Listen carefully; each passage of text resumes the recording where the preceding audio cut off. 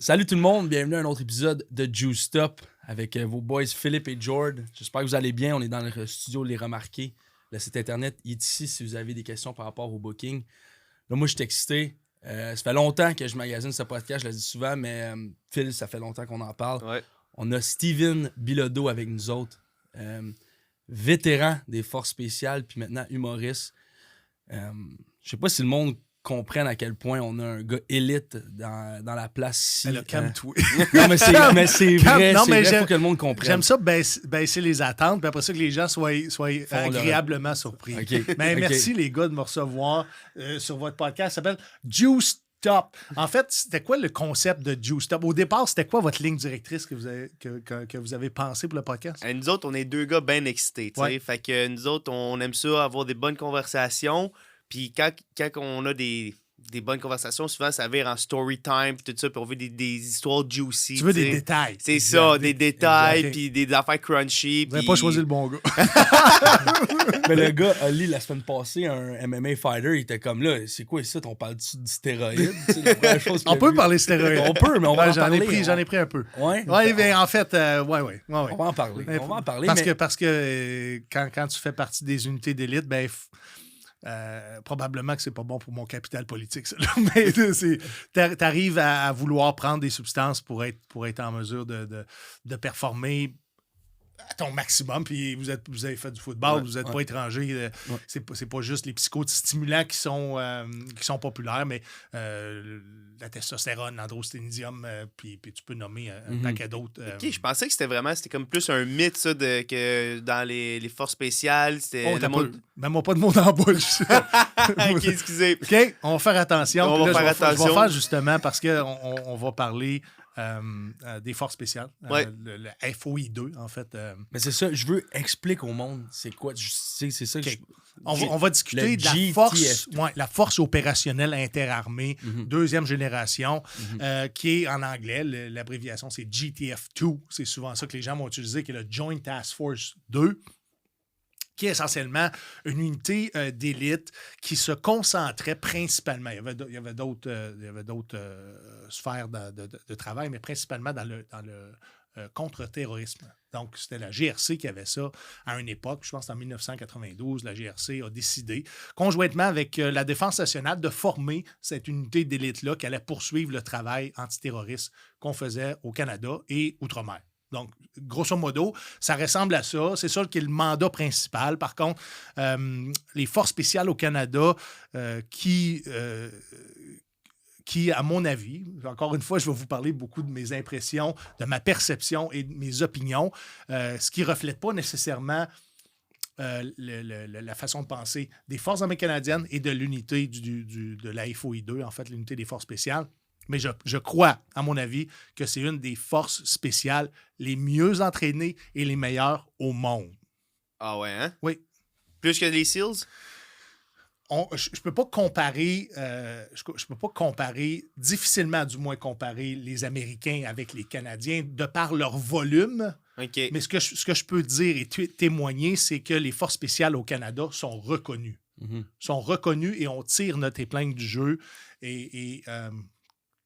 En fait, ce que je veux dire, c'est probablement l'asset principal des forces armées canadiennes dans le monde. Je veux dire ça comme ça. Mais t'as-tu lu le livre Nous étions invincibles? Non, je ne l'ai pas lu. Écrit par un Québécois. Il dit pas son nom, là, mais c'est ça, il parle de ça. Puis lui, il était dans le front line du GTF2. Ouais. Puis il disait que quand il allait en training aux États-Unis contre les Rangers? Les Rangers, les Delta Force, tous ces gars-là. Oui, parce qu'ils ont plusieurs unités de force spéciale, les États-Unis. Là, c'est particulier, contrairement à nous. Ils étaient supérieurs à eux. Dans leur training, ils finissaient tout le temps avant. Ils disaient on les défonçait. Là. Ouais. Vous allez me trouver tannant, les gars, mais la perception ou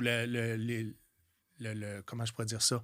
Parce que les faits que les gens vont apporter peuvent avoir été altérés en fonction des expériences, du background, aussi du lieu. Comment je pourrais dire ça? Le temps, le lieu, tout dépendamment qu'est-ce qu'il a fait. Donc, oui, tu vas respecter l'opinion, mais il faut quand même que tu comprennes que globalement, les choses évoluent. comme je vous ai dit, les forces spéciales au Canada ont transigé de la GRC vers que l'unité appartienne à la Défense nationale en 92-93. Moi, je suis sorti des forces spéciales en 2015-2016. Il y a du chemin qui s'est passé entre ça. Tu sais, à un moment donné, moi, j'ai vécu le 20e anniversaire de GTF2, où est-ce qu'on a eu un grand bal, où est-ce qu'il soulignait les 20 ans de cette unité-là. Cette unité, quand tu regardes ça en perspective, 20 ans, c'est jeune. Mais en 20 ans, les opérations évoluent, la situation géopolitique évolue. Donc, quelqu'un qui a fait des opérations pour les forces spéciales en 1995, probablement n'aura pas la même perception ou la même définition des opérations dans son ensemble. Parce que même dans une opération, puis je vais prendre le temps qu'on a passé en Afghanistan. On a passé 15 ans pratiquement en Afghanistan. Et en 15 ans, la mission a changé plusieurs fois parce que la situation géopolitique changeait et parce que nous, ce que l'OTAN demandait, parce qu'on était sous le mandat de l'OTAN, j'ai vu, moi, dans mes différentes missions, la mission évoluer, les responsabilités évoluer et notre implication dans différents secteurs ou auprès du gouvernement afghan qui avait été élu démocratiquement changer. Bon. C'est fou. 15 ans. 15 ans. C'est ça qu'on a passé, grosso modo. Ouais. Grosso modo. Ouais. Alors, début 2000, on commençait à avoir certains corps de métier se coller avec les Américains pour aller... je vais faire les premiers balbutiements, mettons, en théâtre opérationnel en Afghanistan. Mais officiellement, je pense que le Canada a joint cette mission-là, si je ne m'abuse, en 2001. Je crois. Ouais, 2001. On a quitté autour de 2015-2016. Ouais. Encore une fois, toutes les informations que je vais donner sur le podcast, là, c'est pas... dans le fond, c'est au meilleur de mes connaissances, puis encore une fois, selon ma perception et mes impressions, et je vais peut-être soulever des hypothèses, mais il ne faut pas prendre tout au pied de la lettre ou tout comme du cash. Ouais. Je vais essayer de vous donner du juice up. Il est possible que les anecdotes ou les choses que je vais dire... pourrait être, exemple, expliqué d'une façon différente par une autre personne qui a vécu la même chose que moi. C'est ça que je veux mettre en perspective parce que c'est important, surtout quand on vit des émotions intenses, on ne les module pas tous de la même façon. Vous avez joué au football ensemble. Ouais. Il est possible que dans une victoire, vous ayez deux interprétations différentes de la même victoire. Pourtant, c'est la même crise de game. Vous étiez là tous les deux. Ouais. Mais vous n'avez pas vécu les mêmes choses. Vous n'avez pas contribué de la même façon. Donc, le debrief, le rapport que vous allez en faire de la game, il est possible qu'il soit différent. C'est bien dit, ça, Steven. Je pense que c'est la maturité qui m'amène à mettre des bémols. Puis il n'y a rien de blanc puis noir dans la vie. Il y a beaucoup de gris. Ouais. Et je remercie toujours les hommes et les femmes qui ont servi les Forces armées canadiennes, ceux qui servent toujours, parce que, indépendamment, tu as été où, tu as fait quoi, tu as contribué à servir ton pays. Aujourd'hui, tu es peut-être un vétéran et c'est pas tes faits d'armes ou ta biographie qui va définir ton service. Tu sais, un coup, tu as décidé de servir, tu es allé où est-ce qu'on te dit d'aller, tu as fait ce qu'on te dit de faire et c'est ça qui est important. Et à la fin de la journée, tu as fait ce qu'on te demandé de faire. Prenez le football, encore une fois, je fais un parallèle sur le football, mais il y a des gens qui ont dans une équipe beaucoup moins de responsabilités ou parce que la game prend un tel tournant, les unités spéciaux sont moins utilisées, donc leur implication va être moins grande. Est-ce que ça l'enlève leur contribution à la partie? La réponse est non. Non, c'est ça. La réponse est non. Exactement. C'est une équipe. L'armée, c'est un peu ça. C'est tout le monde travaille pour un but commun. Puis... Exactement. Tout le monde veut réussir. Puis, tu sais, ce qui est intéressant avec les forces spéciales, puis moi, ça me parlait énormément quand je suis arrivé là. J'ai réalisé que il y a une chose qui est importante, c'est que tu n'as pas le droit à l'échec. Donc, s'il y a une mission qui t'est donnée, tu dois trouver une façon de mener ta mission à bien. Donc, ça c'était quelque chose de différent des forces spéciales par rapport aux forces armées canadiennes normales. Okay. Donc, tu n'avais pas le droit à l'échec. Ah, c'est ça, j'avais demandé, y avait-il une différence? En fait, une des phrases typiques des forces spéciales, c'est « we'll find a way ». Sauf tu trouves une façon d'arriver à accomplir ta mission, ou du moins ton implication dans la mission, parce que aux forces spéciales, une des raisons, bien, une des protections, mettons, sur l'unité puis en plus sur les opérations, c'est que tout le monde ne détient pas tous les morceaux du casse-tête. Donc, tu vas être impliqué de par ton métier, de par ta spécialisation ou ton implication dans une fonction en particulier, mais tu n'auras pas nécessairement le picture global et tu n'auras pas nécessairement non plus les objectifs politiques ou les objectifs de l'agenda en arrière de la participation. Fait que pourquoi tu le fais, tu ne sais pas sous le temps. Pas toujours. C'est sûr qu'il y a des... Tu ne savais pas trop pourquoi tu le faisais, c'est ça qu'on te demande de toi. Puis... Bien, tu le sais dans le sens qu'ils vont te donner un ordre de mission global. Tu vas comprendre pourquoi tu fais les choses au niveau micro. Ouais. Mais au niveau micro, puis au niveau macro, il y a un plan beaucoup plus large que celui-là. Et souvent, ça implique les gouvernements, puis aussi les organisations comme les Nations unies, les forces de l'OTAN, qui, eux, tu collabores à cette organisation-là, qui ont leur propre agenda aussi en fonction du pays dans lequel on va faire les opérations. Fait-tu du sens, tout ça? Oui, ça fait du sens. Mais là, je veux backtrack un peu. Vas-y. Non seulement tu as fait partie de l'armée, tu as enroll dans l'armée, mais là, tu fais partie du 1% de l'élite, tu t'en vas dans les forces spéciales. OK? Pourquoi? C'est quoi qui t'a motivé? C'est quoi que quelqu'un se dit, il y a un déclic dans ta tête, tu dis, je m'en vais dans l'armée? C'est quoi le motif de quelqu'un qui veut faire partie de ça? Ça a-tu toujours été ça, ton plan, dès que tu t'es enrôlé dans l'armée, de faire force spéciale? Même quand je me suis enrôlé dans l'armée, je ne savais même pas dans quel métier je m'embarquais. Pour te donner une idée. J'allais au centre de recrutement, j'avais envie de vivre l'expérience. Je travaillais comme technicien en service de garde en milieu scolaire. Je travaillais avec des enfants. Ah ouais, Mon background à moi, c'était de travailler dans des camps de jour, en loisirs, avec des enfants au Patro Rocamadour, puis dans un centre récréatif de la ville de Québec. Je travaillais avec des enfants en loisirs. Et là, il y a un gars qui travaillait avec moi qui disait qu'il offrait des postes à des employés dans un domaine connexe, en service de garde, en milieu scolaire. Et il a réussi à m'avoir un job comme technicien en service de garde en milieu scolaire. C'est comme ça que j'ai remplacé une demi-année. Si ma mémoire est bonne, c'était un congé de maternité. Et moi, c'était pas différent que de travailler avec des enfants en loisir, de travailler en service de garde. C'était grosso modo le même travail. Puis je me plaisais là-dedans. J'adorais les enfants. Je trouvais que c'était très ludique. T'avais quel âge? Je m'amusais. J'avais... j'ai commencé à travailler avec les enfants, je pense, j'avais 12 ans. OK. 12 ans avec des enfants plus jeunes. Et j'ai joint les Forces armées canadiennes autour de 20 ans, vers la fin de mon 20e anniversaire. C'est là où est-ce que j'ai joint les Forces armées canadiennes. Donc, tu peux voir un peu le ballpark. Ouais. Et là-dedans, j'ai eu une permanence comme technicien en service de garde, mais après la première année complète, les gars, je me voyais pas à quatre pattes avec des enfants à 40 ans. C'est inconcevable pour moi. J'ai dit, j'aurais jamais l'énergie pour être capable de soutenir, mettons, mon animation, ou même au niveau de la programmation. C'était des heures entrecoupées. La qualité de vie était plus ou moins là, même si j'adorais mon travail. Il fallait que je me trouve un plan B pour la retraite. J'avais besoin de sécurité. J'ai perdu ma mère en bas âge. Donc, la sécurité, pour moi, c'était très, très important. Donc, de me sécuriser un avenir, un fonds de pension, tout ça rentré en ligne de compte. Quand j'ai dit, c'est quoi mon rêve? De quoi je rêve? En fait, je rêvais de deux choses. Je rêvais d'être policier.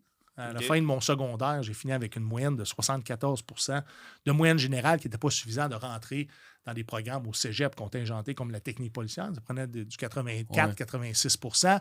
Donc, d'aller au privé, ce n'était pas une option. Mon père ne voulait pas payer. Donc, l'autre option était l'armée qui s'apparentait beaucoup à la police. Et je savais que je pouvais faire de la police militaire aussi éventuellement dans mes choix de carrière. Donc, c'est un peu la raison pourquoi j'ai dirigé ma carrière vers l'armée sans nécessairement savoir si c'était convenable pour moi. Et au final, j'ai découvert un job qui était à toute fin pratique parfait pour moi parce que quand je te dis que je cherchais de la sécurité au niveau de mon fonds de pension, ben j'ai trouvé une famille dans l'armée. Tu sais, veux pas. Ma mère était décédée, mon père travaillait énormément. Donc, est-ce que j'ai bénéficié suffisamment d'une famille pour me développer comme mettons, je veux dire, enfant, adolescent et jeune adulte? Probablement pas, parce que je suis arrivé là, puis c'est ce qui m'a parlé davantage, c'est l'esprit de cohésion, l'esprit de groupe. Le brotherhood. On l'a vécu dans des équipes de sport, mais là, c'était encore plus fraternel. Il y avait de quoi de viscéral. Il y avait une communion où est-ce que, éventuellement, dans une situation ou une autre, ça peut être plus ou moins périlleux, puis même être dangereux pour ta vie. Donc, tu te sors les coudes, c'est pas long. J'y ai trouvé une famille, j'ai trouvé des pères adoptifs sur qui je me suis, tu sais, sans qu'ils jouent un rôle de père, mais tu sais, des modèles, des mentors, des modèles, des hommes qui m'inspiraient, des hommes qui inspiraient le respect, qui s'exprimaient de façon à tuer tous les préjugés que j'avais, moi aussi, sur l'armée, qu'on est tous juste une grosse gang de colons. Souvent sous-éduqués, qui avaient probablement l'option de la prison ou de l'armée. C'était pas le cas. C'était pas le cas. C'est quoi qui t'a craqué? Mettons, tu passes d'être à quatre pattes à jouer avec des enfants à dire ouais, ben, je vais essayer ça, aller m'inscrire dans l'armée. Là. C'est pas n'importe qui peut faire ça. Là. C'est pas n'importe qui peut juste enroll dans l'armée. Puis... C'est vrai que c'est pas n'importe qui, parce que c'est un métier il y a des particularités. Ça prend quoi?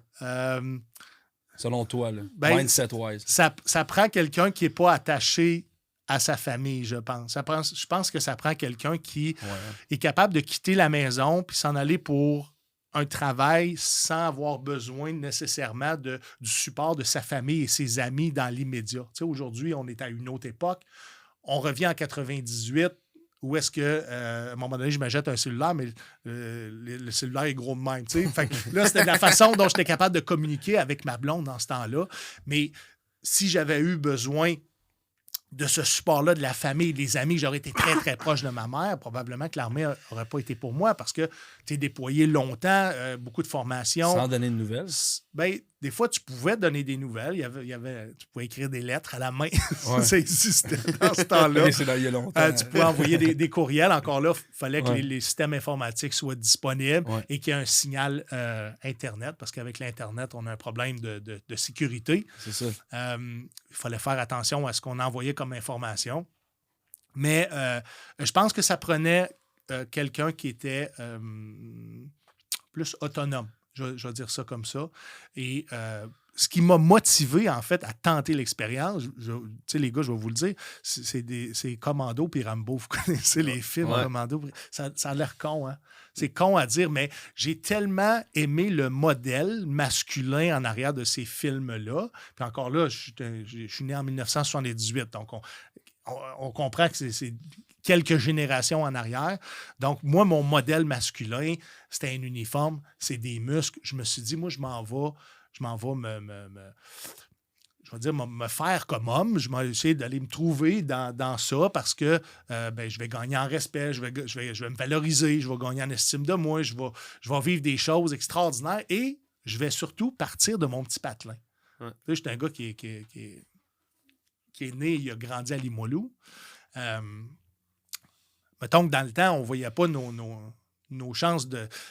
Puis là, j'aime pas ça dire ça, là, mais entre guillemets, devenir quelqu'un en restant à Limoilou. Donc, j'avais la volonté d'aller vivre autre chose, que ce que les gens de mon petit patelin allaient vivre. Je ne sais pas si c'est très égoïste, mais je voyais que si je demeurais à Limoilou, j'allais probablement m'éteindre éventuellement.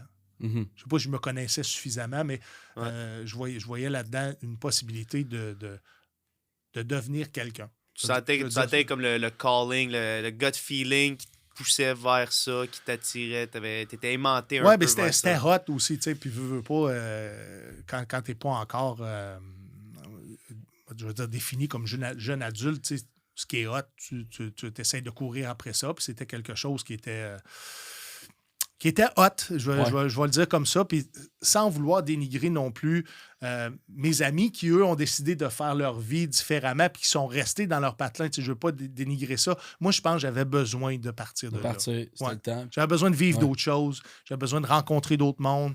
J'avais besoin de devenir quelqu'un à ma façon. Nice. Je sais pas si ça fait du sens. Ben oui, ça fait du sens pour nous autres aussi. Mais pourquoi ils ont pris Steven Bilodeau? Pourquoi ils ont pris toi? Ben là, tu parles de l'armée ou tu parles des forces spéciales? Forces spéciales. Ouais. Une fois que tu es dans l'armée, c'est ça. C'est que un coup, tu es dans l'armée, tu fais ton travail, dépendamment de ton métier. Moi, j'ai passé la moitié de ma carrière comme fantassin à l'infanterie et la moitié comme policier militaire. Pour ceux qui ne savent pas c'est quoi, fantassin à l'infanterie, c'est les petits bonhommes qui courent avec un gun en avant. On va faire une image. Ouais. Rough avec ça, c'est ça. Et la police militaire, c'est pas compliqué, c'est la police de l'armée. Donc, on peut penser à n'importe quel corps de police, mais la police militaire a les mêmes pouvoirs et les mêmes... comment je pourrais dire ça? Les mêmes départements que n'importe quel corps de police. En fait, c'est beaucoup copié sur la GRC parce que notre formation ressemble beaucoup à la GRC. On a les mêmes pouvoirs que la GRC dans le code criminel. Donc, s'il y en a qui se demandent c'est quoi que la police militaire fait, grosso modo, la même chose que la job de la GRC. Mais sur des missions. Bien, sur des... pas juste sur des missions à l'étranger, mais partout où les forces armées canadiennes font des opérations. Donc, les forces se déplacent avec leur propre corps de police et eux, ben, nous, on va faire le lien avec d'autres polices où nos opérations vont se passer, incluant la GRC, dépendamment de la juridiction où on se situe, où on fait les opérations. Est-ce qu'on a loué des bâtiments? Est-ce qu'on opère dans, mettons, dans des secteurs qu'on n'a pas loués? Tu sais, exemple, dans une ville, si on ne loue pas de bâtiments, ben le secteur d'opération devient le secteur de responsabilité de la police militaire. Mais on doit travailler en collaboration avec la police locale, la police civile ou la police provinciale, la police fédérale. Ça arrive-tu souvent, ça, qu'il y a des missions de l'armée localement, ici, au Canada, au Québec? Oui, il y a plein d'entraînements, d'exercices qui se font. OK, des exercices, mais pas des... Tu sais, veux pas... moi, je pense... Mais je ne m'y connais pas beaucoup, mais quand je pense mission, je pense vraiment, tu sais, Afghanistan ou whatever, il y a on prépare une attaque, puis on s'en va voir un terroriste ou whatever. Ouais. Mais des missions comme ça, là... Il y en a les tireurs d'élite, entre autres, des forces spéciales vont travailler en collaboration avec les autres unités d'élite au Canada et vont être utilisés par le gouvernement dans des opérations domestiques qui n'auront rien à voir avec l'armée. OK. Ouais.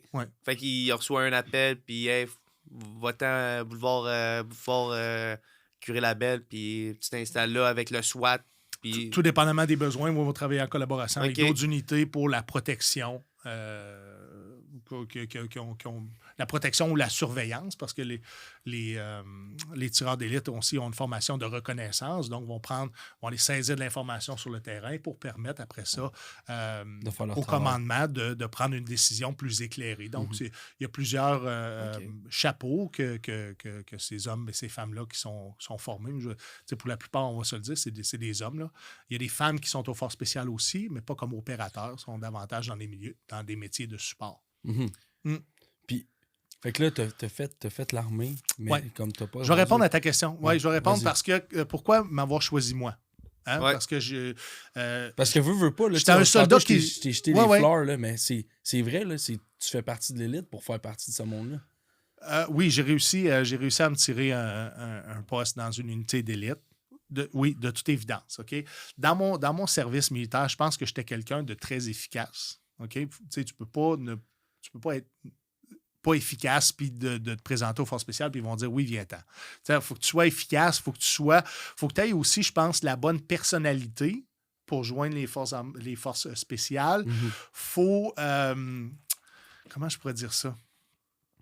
Faut que tu sois craqué. Les qualifications vont de toi, comme militaire, peut influencer, mettons, le comité de sélection des forces spéciales, mais principalement, comment je pourrais dire ça? J'ai de la difficulté à parler parce que les opérateurs des forces spéciales, ou qu'ils appellent les door kickers, OK? Ces gens-là, peu importe le métier, vont avoir cette fonction-là particulière d'opérateur. Donc, s'il y a un bust, là, c'est les opérateurs qui rentrent en premier, puis après ça, tu as les métiers de support qui vont suivre pour compléter le travail dans les opérations. OK? La sélection est différente pour un opérateur que pour un métier OK. de support. OK. Moi, j'étais un métier de support, j'étais policier militaire aux forces spéciales. Donc, ma sélection à moi était différente de la sélection des vrais opérateurs. OK? Et je le sais que tu m'as mentionné que plusieurs personnes qui ont servi les forces spéciales ont refusé de venir en entrevue. Et principalement, c'est parce que il y a beaucoup d'informations qu'on ne peut pas divulguer. Entre autres sur l'entraînement. J'étais policier militaire. Pourquoi, hein? Je t'explique. Un de mes rôles comme policier militaire, au niveau des... j'ai saisi une enquête à un moment donné où est-ce que plein de monde au travers du Canada viennent pour pas pour la formation, mais pour la sélection des forces spéciales, qui est probablement ce qui est plus difficile physiquement à faire dans les forces armées canadiennes au Canada. Donc, ils viennent de partout, ils veulent être sélectionnés, passent au travers de la sélection et de l'entraînement qui constitue la sélection. Après ça, vont prendre l'information, de l'information qui est classée top secret, de ce qu'on fait passer comme exercice, évaluation, vont ramener ça dans leurs unités. Donc, ils vont divulguer de l'information pour laquelle ils n'ont pas l'autorisation de divulguer l'information, ou il y en a même qui n'ont pas la code de sécurité nécessaire pour divulguer l'information qui est classifiée. Et donc, ma job à moi d'enquêteur, c'était d'aller chercher, de passer en entrevue interrogatoire tous ces candidats-là qui avaient divulgué de l'information, qui était classée, qui était classifiée. C'était top secret, en fait. Et on devait cesser ça parce que sinon, ça comment je pourrais dire ça? Ça pouvait brimer l'intégrité de la sélection au complet. Puis le processus de sélection, c'est scientifique, en fait, et c'est supporté par des psychiatres, des psychologues, des entraîneurs. Tu sais, t'es kinésiologue de formation. On a des kinésiologues qui sont là pour évaluer l'être humain dans tout son aspect lors de la sélection. C'est une sélection qui est épouvantable à passer au travers, même que si je vous dévoilais plusieurs aspects, vous trouveriez ça inhumain dans certaines conditions. Par contre, les forces spéciales s'assurent que le candidat qui passe au travers même de ces épreuves-là, qui sont inhumaines, sont quand même suivis médicalement dans toutes les phases. Donc, même si ça peut sembler absurde et complètement fou, il y a un processus de suivi, d'encadrement avec les spécialistes de la santé pour être certain que peu importe ce qu'on va faire subir au candidat, il n'y a pas mort d'homme. Okay. Tu comprends? Il y a toujours un risque à servir les forces armées canadiennes. Ce n'est pas juste au niveau des forces spéciales, parce qu'on en a eu des décès en exercice. J'ai même... je n'aimerais pas son nom, mais tu sais, dans des amis proches à moi, il est arrivé des incidents, je ne sais pas, je devrais raconter ça. Il est arrivé des incidents où est-ce que il y a quelqu'un qui a été blessé, handicapé pour le restant de sa vie dans un exercice et le soldat, il faut qu'il vive avec ce qui est arrivé. Je vais le raconter, en fait. OK? Ça s'appelle Juice Stop. Hein? Ah, c'est que j'aime ça. Qu'est-ce que t'es à l'aise? Vas-y, comment tu le filmes, man? Ouais. Je vais essayer de... j'étais pas là, OK? Premièrement, je dois dire que j'étais pas là. C'est un ami à moi qui a vécu cet événement traumatique-là. En fait, il était chauffeur d'un véhicule blindé qu'on appelait le VBL3 à l'époque. Aujourd'hui, ils sont rendus à plus que 3 générations.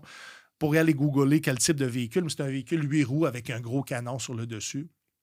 Lui est conducteur, sont dans une phase de formation.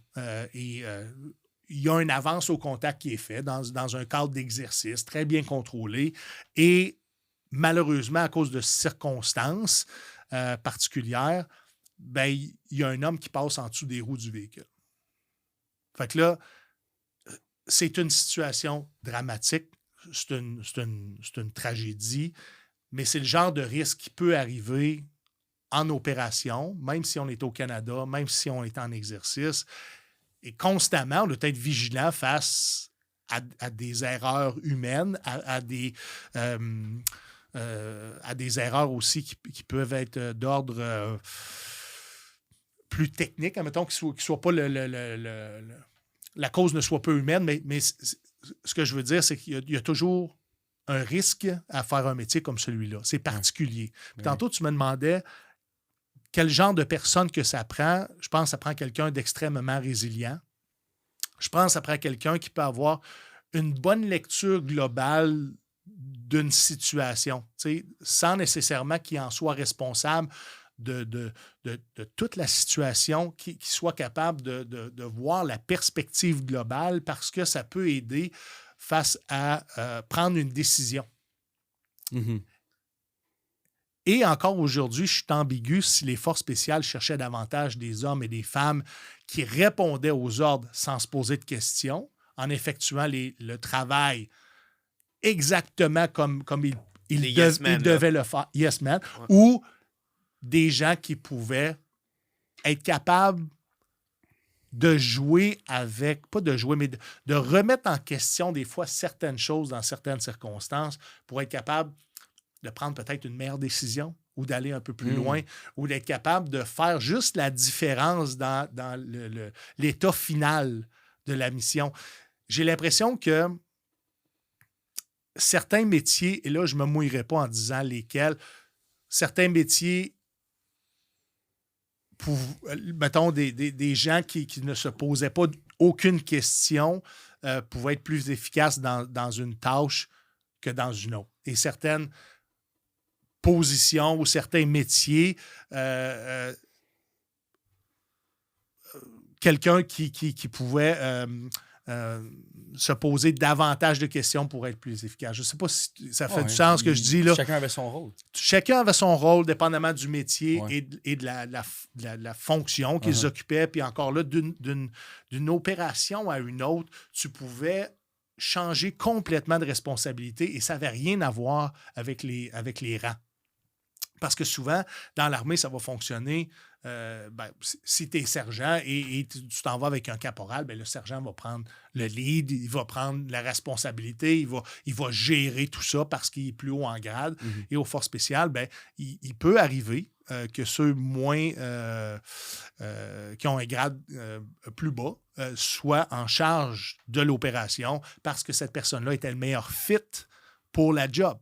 Donc, ça, c'est une des grandes différences. C'est quelqu'un qui assigne des nouvelles positions, des nouveaux rôles. Le commandement va choisir c'est qui la meilleure personne pour l'aider ce type d'opération-là, et c'est pas nécessairement le plus haut gradé.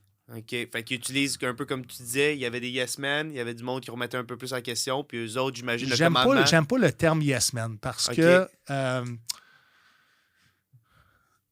C'est de ce que moi j'ai pu côtoyer, c'était tous des individus qui avaient une capacité de penser par eux-mêmes. Okay. C'est tous des individus qui avaient un haut potentiel. Mais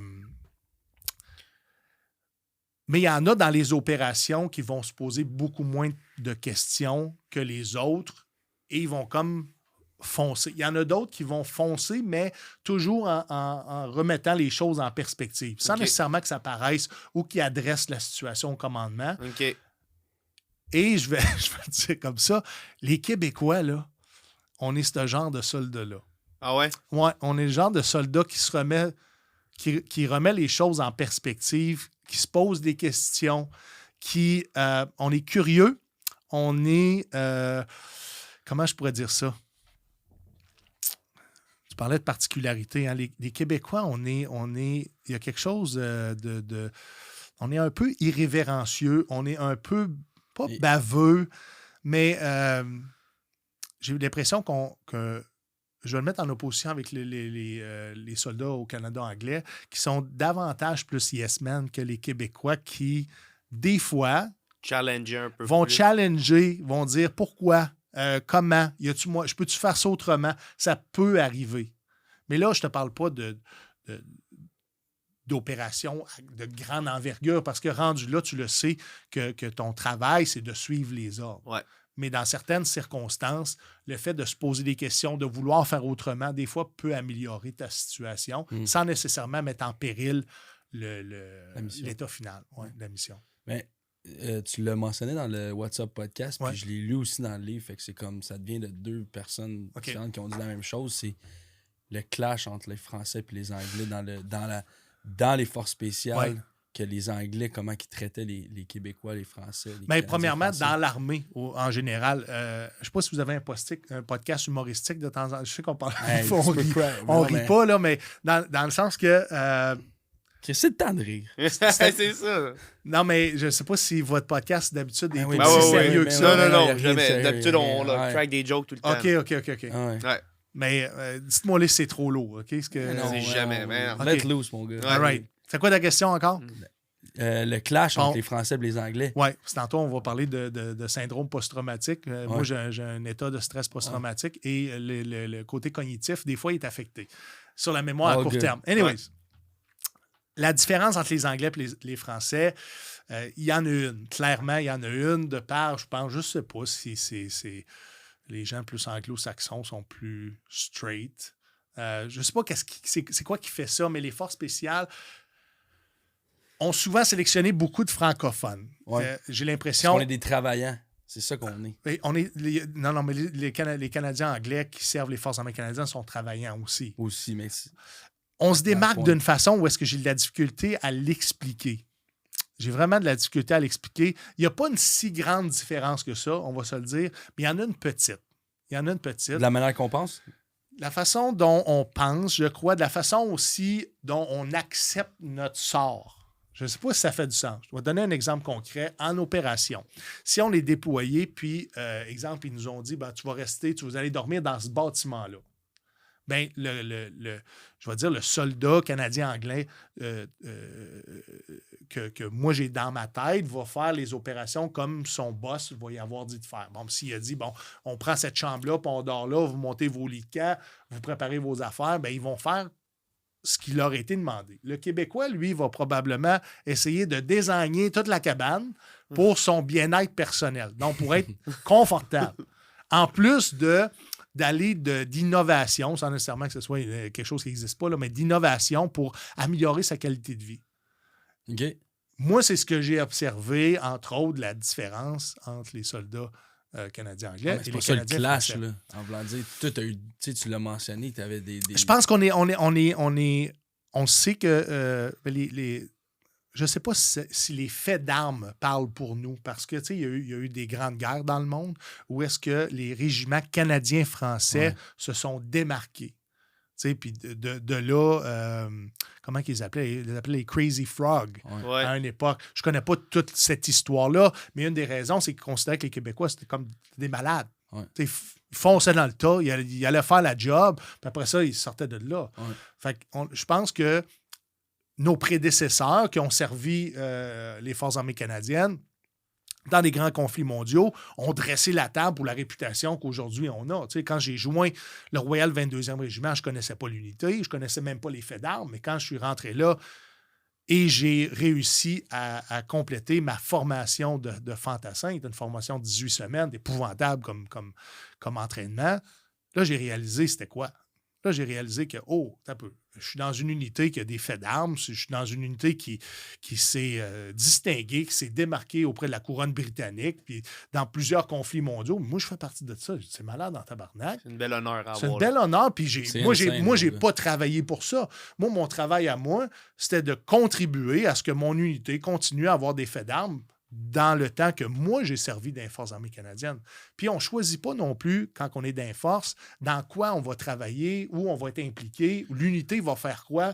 Si tu travailles 20 ans, 30 ans, 35 ans dans l'armée, tu sais jamais si tu vas faire quelque chose de hot ou tu sais jamais si tu vas... C'est eux autres qui vont te placer. Ben, c'est des circonstances qui fait que l'unité va être appelée à aller à une place ou à une autre, puis toi, tu vas être appelé à faire une chose ou une autre. Fait que, tu sais, c'est pas...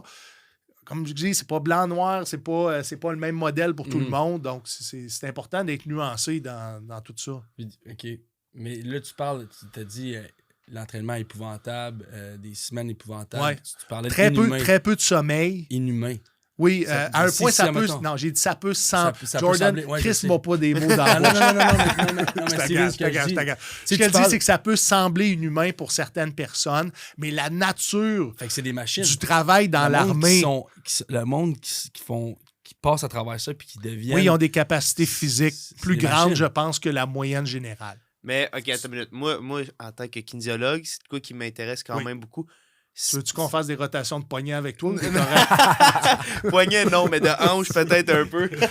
Qu'est-ce que j'aurais dû travailler ça, mes hanches? Je danse comme un pied. Un pied. Tu danses pas beaucoup là-bas? Non. Mais je fourre à tabarnak. Non, c'est pas... C'est bon. Non, mais juste savoir, mettons, là, sans donner trop de détails, une journée... typique, mettons, de plein milieu de la semaine de ton training camp là, pour les forces spéciales. Non, mettons, ça ressemble à quoi? Là? Dans l'infanterie, un des aspects du travail, c'est la Long Range Patrol. Donc, tu pars pour toute la journée et tu pars du point A au point B pour aller faire une opération au point B ou du moins sur ton chemin. Et il peut arriver que tu t'en vas, c'est des terrains accidentés, c'est dans le bois, marcher jusqu'à 10, 15 km par jour pour te rendre à ton objectif parce que le déplacement doit être sous le couvert, admettons, de l'ennemi. Donc, tu dois pas être vu pour aller faire tes opérations. Donc, tu dois passer au travers du terrain accidenté, de la boîte, des rivières, des forêts. Pense à tout ça, mais mets-toi 50 à 100 livres sur le dos. Puis là, tu t'en vas pour la journée. Dans un climat qui fait chaud. C'est soit il fait chaud. Ben non, c'est au Canada, il fait tout le temps fret. Ouais. Mais mettons, à l'ennemi, là, ailleurs, l'émission ailleurs. Là, ça mais là, ce que je te parle d'un exercice, d'un entraînement au Canada. Tous les entraînements en opération, on fait attention pour ne pas manquer de sommeil, malgré qu'on en manque, mais on fait vraiment attention pour avoir le maximum pour être capable de réussir les opérations. Donc, c'est pas le... On se met en danger en exercice pour être capable de connaître nos limites et pour voir comment on fait les opérations dans un état beaucoup plus magané. Mais quand tu arrives l'autre bord, overseas, tu veux être le mieux. C'est game possible. day, Donc, là. On fait attention au sommeil, on fait attention à la nourriture, on fait attention... on fait attention aux soldats pour être capable de performer. C'est comme, il y a la pratique, puis il y a la vraie game. Ouais. Les opérations, c'est la vraie game. Donc, tu t'en vas pas mettre des joueurs qui sont brûlés. Non. On va mettre des joueurs, malgré qu'il y a une fatigue qui s'accumule, bien entendu, comme tu ne vis pas dans des conditions normales.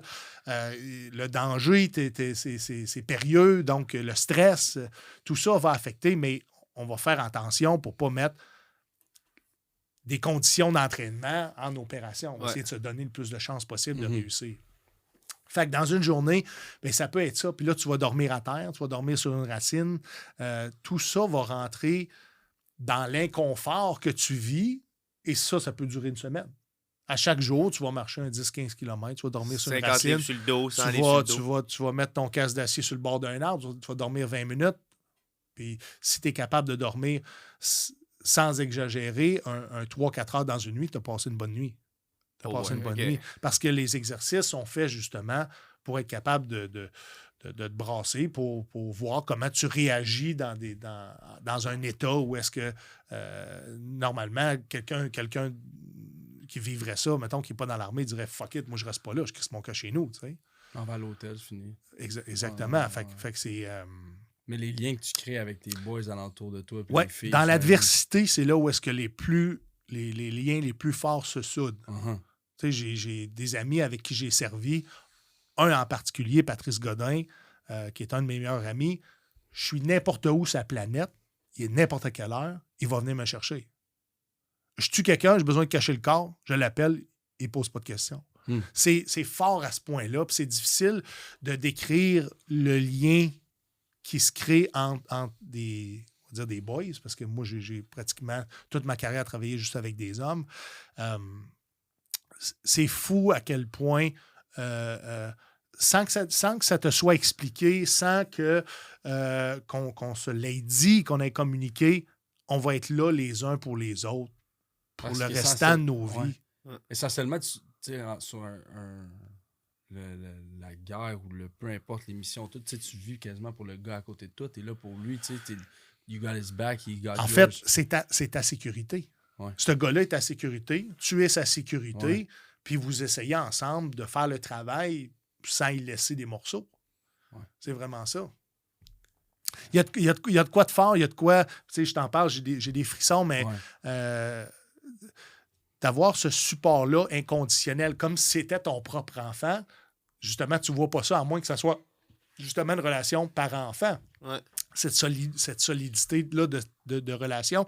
Je l'avais vécu dans les équipes de sport que j'ai faites. J'ai tissé des liens très, très forts. Mais ça, c'était, je pense, à cause de la menace d'atteinte à ton intégrité physique et ta vie. Mm-hmm. C'est là où est-ce que ça va un step plus loin. Puis dans ces situations-là, c'est là qu'on voit la vraie personne. C'est là qu'on voit le vrai Steven, le vrai... ton chum que tu as mentionné, tu vois les vrais côtés des personnes parce que ça va se faire sortir le vrai toi. Oui, mais d'une situation à une autre, il est possible que un membre de l'équipe, ça va moins bien cette journée-là et qui répond pas comme normalement, il répond en temps normal. Il faut que les autres, justement, soient capables de pallier à cette difficulté. On est tous des humains. Ça arrive que des fois, tu es plus fatigué. Ouais. Ça arrive que tu pognes la chiasse. Ça arrive, tu sais, les opérations continuent. J'ai pogné à gastro en Afghanistan, là, d'une toilette, d'une Sandy Jones, là. Hey, ça, c'est pas hot, ça. On est en opération, là. Ben, t'essayes de trouver une façon d'aller faire caca, mais c'est... T'as un gun, t'es habillé, t'as ton sac à... Tu sais, maintenant, t'es full gear, là. T'es déshydraté, man. T'es pas bien, là. Juste pour enlever le kit pour faire caca, c'est compliqué. Ah non. Mais là, faut que tu continues à te protéger. Ben mais non, ça. Mais hey, t'es là de même, tu tiens ton gun, t'es un petit bonhomme en train de chier ta vie. Ah, mais là, t'es boys, ça marche pas. Là, aïe, ça m'est arrivé de chier puis de pisser, c'est de coucher sur le côté, là, tu sais. C'est des... Quand tu y penses, c'est niaiseux puis c'est drôle, mais c'est pas le fun. Non. C'est pas le fun. Tu peux pas prendre un day off, là. Tu peux pas dire, hey, non, aujourd'hui, les opérations continuent. Ouais, non, tu peux pas rester dans ton lit parce que. On a une mission, il faut qu'on la fasse. Ça, je veux mettre en perspective parce qu'il faut que les gens réalisent que si tu te soustrais d'une opération ou d'un exercice, tu abandonnes ta famille, qui, elle, s'en va faire son maximum pour survivre, que ce soit une opération ou un exercice, mais tu les laisses avec ta part de responsabilité. Ben oui. Eux vont devoir ramasser le slack. Eux vont devoir pallier à ce que toi, tu fais normalement, ce que toi, tu transportes. Ils n'auront pas à transporter ce que tu consommes comme bouffe, mais, mais c'est à peu près la seule chose. Dans le sens que si on se split à la gang une quantité de munitions ou d'explosifs ou d'obus, puis on doit s'en aller plus loin avec ça, bien, si moi, je ne le transporte pas ma part, bien, il y a quelqu'un qui va transporter 2 parts. Donc, cette pression sociale-là de ne jamais tomber malade ou quand tu tombes malade, de devoir continuer à être performant, pas juste à être présent, là, performant. Ouais. Et ça, c'est une responsabilité énorme. Puis, quand tu n'arrives pas à faire le travail pour lequel tu es payé pour faire ou entraîné pour faire, il y en a qui ont eu à dealer avec des émotions épouvantables, d'échec, d'abandon, encore aujourd'hui marqué par des choses qu'il aura envisagé de faire différemment dans les opérations. Comprends-tu? Parce que quand il arrive une opération qui est périlleuse, il y a quelque chose qui ne vire pas bien, bien, constamment ton cerveau va dire qu'est-ce que j'aurais pu faire de différent? Qu'est-ce que j'aurais pu faire de mieux? Sûrement si j'avais fait ça, lui, il n'aurait pas eu ça. Ou Chris, on aurait pu sortir de là si j'avais pris telle décision, si j'avais su telle chose. Puis à un moment donné, ça n'arrête plus, puis tu te frappes ça à la tête parce que, comment je pourrais dire ça? L'armée te permettait pas de dire que ça filait pas, te permettait pas non plus. Puis ça, c'est à mon époque. Vous comprenez qu'aujourd'hui, l'armée a probablement évolué un peu avec la société, mais on n'avait pas le droit de pleurer. On n'avait pas le droit d'aller voir le docteur, dire « Doc, je file pas, ça marche pas, je suis pas capable d'avancer. » Non, il fallait que les autres te prennent puis qu'ils te traînent, dans le fond, avec eux. Mais tu penses pas... Combien? Puis après ça, j'embarque. Je t'écoute, promis. Mais je trouve ça important. Combien de vétérans ou de militaires sont jamais allés voir le docteur parce qu'ils ne voulaient pas avoir de l'air faible?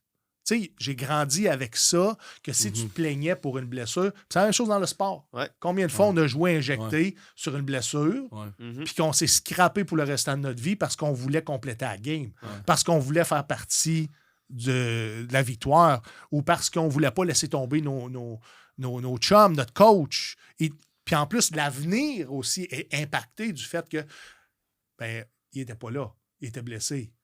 Il a décidé de rester chez eux. Fait que c'est fou la pression qu'on avait pour ne pas divulguer des blessures, pour ne pas dire là, j'ai besoin d'un break, j'ai besoin de rencontrer quelqu'un en santé mentale. C'est ce qui fait qu'aujourd'hui, il y a tant de militaires et de vétérans qui ne vont pas vers les soins et les services en santé mentale parce qu'ils ont été endoctrinés qu'ils ne pouvaient pas parler de ça. Il fallait qu'ils ferment leur gueule, qu'ils soient fonctionnels, que la vie continue. Malheureusement. Mais si je peux me servir de votre podcast pour passer ce message-là, c'est que moi, je suis sorti des Forces armées canadiennes avec plusieurs blessures physiques. J'accepte ça. Je savais que ça faisait partie du risque d'une carrière comme celle-là. En plus, j'ai boosté mon corps pour être encore plus performant, ce qui a fait que c'est comme j'accélérais le vieillissement de mon corps. Quand tu dis ça, pour les performances. Tu parles des stéroïdes. Ben, je parle de testostérone, je parle d'androsténidium, je parle de tous les suppléments que j'ai pu prendre, incluant beaucoup de psychostimulants pour faire de la gestion de poids, pour pour être plus allumé, plus aiguisé, pour être capable, à la fin de la journée, pour livrer des performances beaucoup plus grandes, pour me démarquer et que de collectif, on arrive à l'objectif plus rapidement ou plus efficacement. T'étais-tu des fois comme c'était-tu poussé poussé, genre, mettons, Oui, une fois, j'ai été comme athlète. J'ai joué pour Équipe Canada militaire au basketball pendant 15 ans. Et dans ce 15 ans-là, j'ai été aux Olympiques militaires, qui est sensiblement comme les Olympiques civils, c'était à tous les 4 ans. Et en 2011, je suis allé à Rio de Janeiro pour les Olympiques militaires. Je joue un match contre la Corée du Sud, je crois, et en début de match, je me foule la cheville, mais foulée mal sale. Là. Même avec, moi, je jouais toujours avec des tapings de cheville, tout le temps, de façon permanente, comme vous autres au football. Parce que mes chevilles, il y avait juste les tendons étaient juste trop étirés, puis je m'étais cassé ou foulé la cheville trop souvent. Fait que, il arrive cet incident-là où est-ce que je pile sur le pied de quelqu'un, ça vire à l'envers. Et là, le match vient de commencer, puis on est en début de tournoi. On m'amène dans le vestiaire, puis là, j'ai le médecin de l'équipe qui est avec moi, qui est un Canadien. Puis on connaît nos règles au Canada. Tu sais, normalement, on devrait protéger le joueur. Il y a certaines opérations médicales qu'on ne devrait pas faire parce que on peut compromettre la santé de l'athlète pour le reste de sa vie. Compromettre du moins la blessure, que la blessure ne soit jamais guérissable.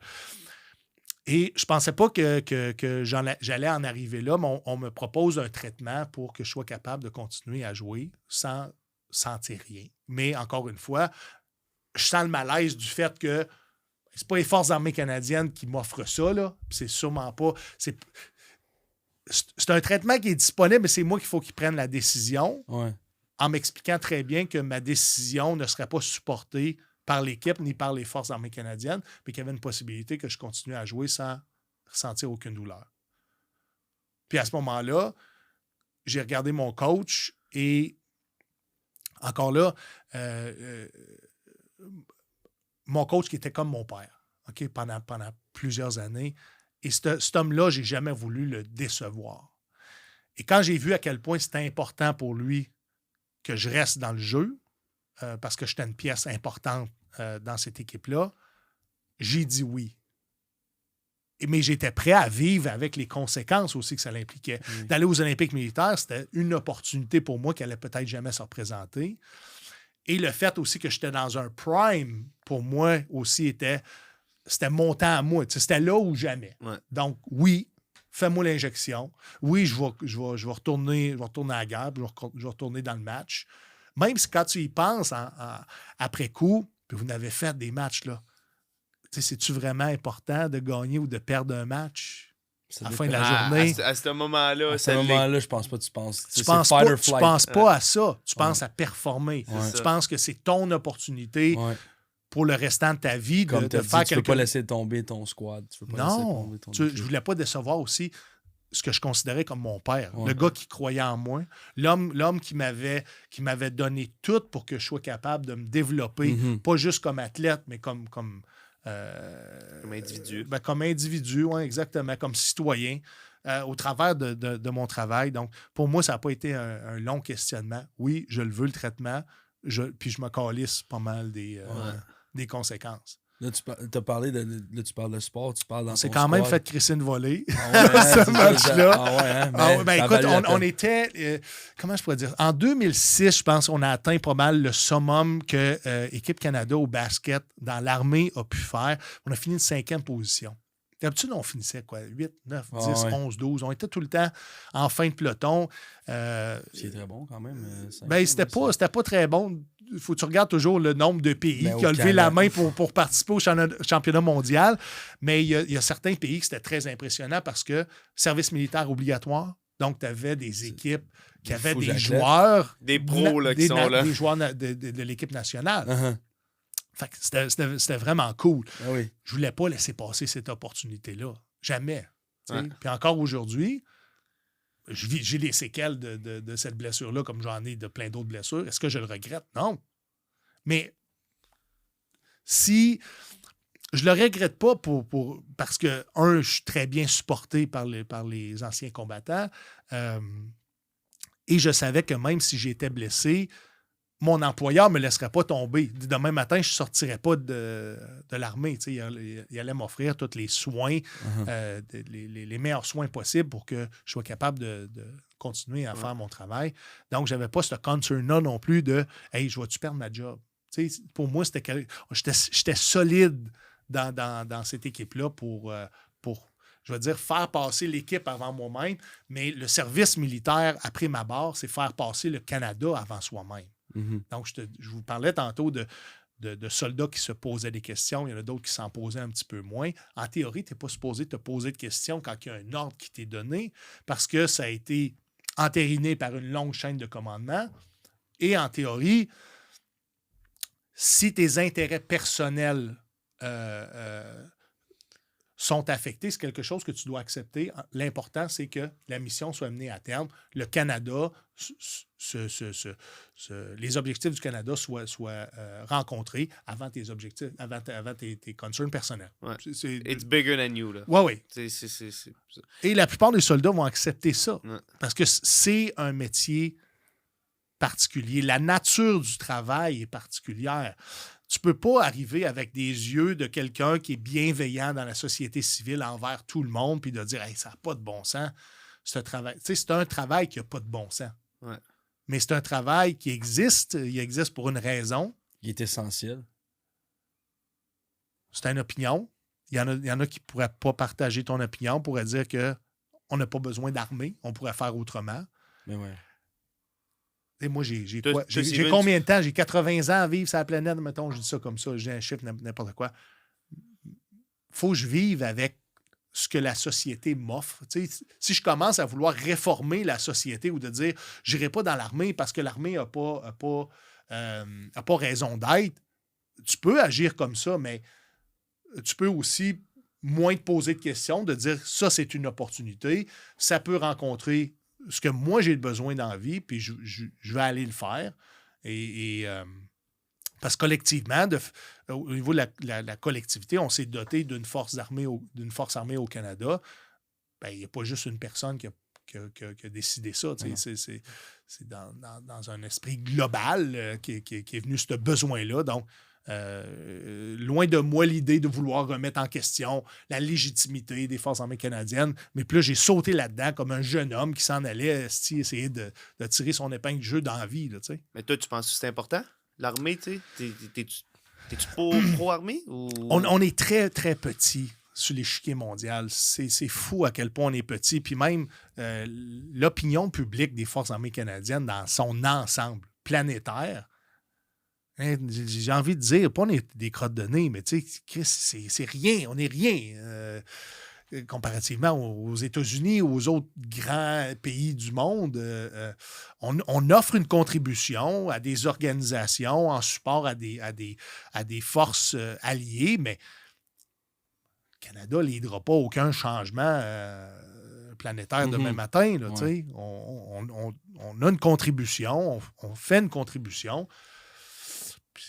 Puis dans le meilleur des intérêts du pays, pas juste au niveau politique, mais économique, on essaie je dis on, le gouvernement, en fait, c'est même pas des soldats, c'est pas la Défense nationale qui prend les décisions de notre pays, c'est le gouvernement. L'armée est accessoire au gouvernement. Fait que moi, j'ai embarqué là-dedans comme un jeune homme qui s'en allait essayer de vivre sa vie avec les difficultés que la vie m'avait apportées, puis où est-ce que je voulais, moi, m'en aller pour me valoriser, pour avoir une vie pleine et satisfaisante. Mais, puis là, dans mes notes, j'écris, quand tu dis t'es allé à la ferme. La ferme. En fait, les forces spéciales, je ne sais pas si j'ai bien complété quel profil d'individu qui va joindre les forces spéciales ou ceux qui vont... c'est sûr qu'il y a un aspect physique qui est indéniable. Okay? Tu te dois d'être en forme physique, d'être plus en forme que la moyenne, définitivement. Tu dois aussi avoir une motivation à toujours te garder bien entraîné pour être capable de servir ton unité et les Forces armées canadiennes. Puis un bon mental toughness. L'assiduité, justement, dans ta santé, dans ta forme physique, est primordiale, est prise en considération. La santé mentale, d'être capable de, même si tu es marqué, même s'il y a un événement qui est difficile, tu ne freezeras pas, que tu vas prendre action, que tu vas être capable de te gérer tes difficultés psychologiques au travers et d'être capable de mener la mission à bien, même si il y a quelque chose là-dedans qui t'a affecté. Tu sais. Puis ça ne serait pas humain de dire que personne n'est affecté par rien. Il y a une chose qui sert très bien les militaires, c'est que je pense dès les recrues, il y a une déconnexion émotionnelle qui se fait. Tu sais, à plus ou moins grande échelle. Je pense dès les recrues, de par la nature de l'entraînement, il y a une certaine déconnexion émotionnelle qui se fait. Et après ça, cette déconnexion-là, je pense... Qu'est-ce que tu veux dire, déconnexion émotionnelle? C'est que... show no emotion, kind of thing? Oui, mais pas nécessairement sans le montrer, mais de façon intrinsèque. Tu es moins marqué pour quelque chose qui, normalement, dans d'autres sphères, tu pourrais être... Tu es moins affecté par moins affecté de par une forme de rationalisation sur les opérations. Tu sais, exemple, tu tires sur quelqu'un, c'est pas normal de tirer sur quelqu'un. Ouais. Mais de te rationaliser, de dire que je l'ai fait parce que mon pays m'a demandé de le faire, parce que ma vie est en danger, parce que c'était moi ou lui, ça t'aide à rationaliser le fait que tu as tiré sur un être humain. Là. Parce que quand tu le repenses en perspective, une fois que tu es rendu à la maison, là, ça se peut que tu te trouves ordinaire un peu. Ordinaire, puis que tu n'aurais pas dû faire ça, puis tu n'as pas choisi d'être dans cette situation-là. Tu sais, il y a beaucoup de gens, d'anciens soldats qui se tapent sur la tête parce que, au niveau moral, sont affectés par la nature des opérations dans lesquelles ils ont contribué. Je m'en allais où? Force spéciale, la ferme. On parlait de la ferme. Oui. Mais il y a d'autres aspects et la sélection des hommes et des femmes aux forces spéciales est beaucoup plus exhaustive, beaucoup plus poussée que celle des Forces armées canadiennes. L'aspect mental est pris en considération. On rencontre des psychiatres, on rencontre des psychologues. Il y a des tests de personnalité qui sont faits aussi. Donc, on peut penser, je peux penser, qu'on se ressemble beaucoup au niveau de la personnalité. Au niveau des performances, ça prend, je vais dire que ça prend toutes sortes d'hommes et de femmes, mettons, au niveau physique. Il y en a qui vont dire, on va juste prendre des grands et des gros. Mais non, ça ne marchera pas juste avec des grands et des gros. Ça prend un peu tout le monde. Tu comprends ce que je veux dire? Les morphologies. Oui, des morphologies qui sont différentes pour certains types de travail plutôt que d'autres. Mais tous ces hommes et ces femmes-là sont en extrême bonne forme physique et comprennent la responsabilité de toujours demeurer prêt à combattre. Puis même, je vais aller plus loin que ça, parce que peut-être que les gens ne le savent pas, mais au niveau de la formation, c'est qu'ils t'apprennent aussi à ne jamais tout vider ta tank à gaz. Donc, c'est important que quand tu vas avoir fini ton opération, ta mission, ce que tu avais à faire, c'est qu'il te reste du gaz pour faire d'autres choses. Puis ça va beaucoup dans la conservation d'énergie, ta planification de ta dépense énergétique et aussi de prendre soin de toi pour être capable d'être le plus endurant possible. Donc, je pense des soldats qui ont une meilleure compréhension qui ne peuvent jamais échouer et de toujours être en mesure d'accomplir la mission qui est demandée. La ferme. Les forces spéciales canadiennes, soit la FOI-2, GTF-2, c'est la même chose. La base principale, c'est Ottawa.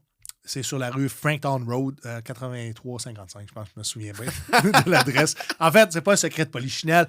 Si vous allez sur Google Earth, vous pouvez voir le camp qui est clôturé avec un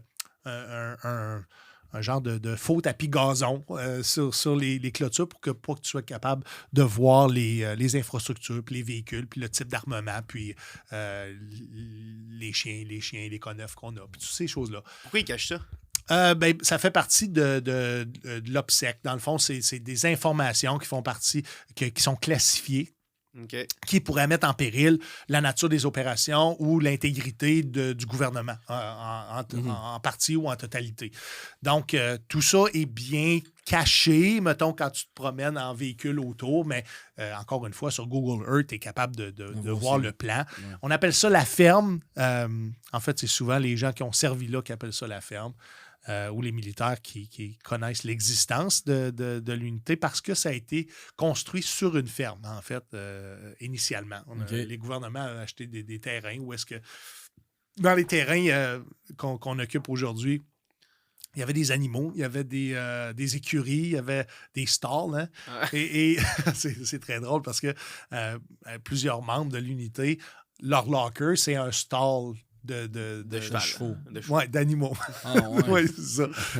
C'est de là que ça part le nom de la ferme.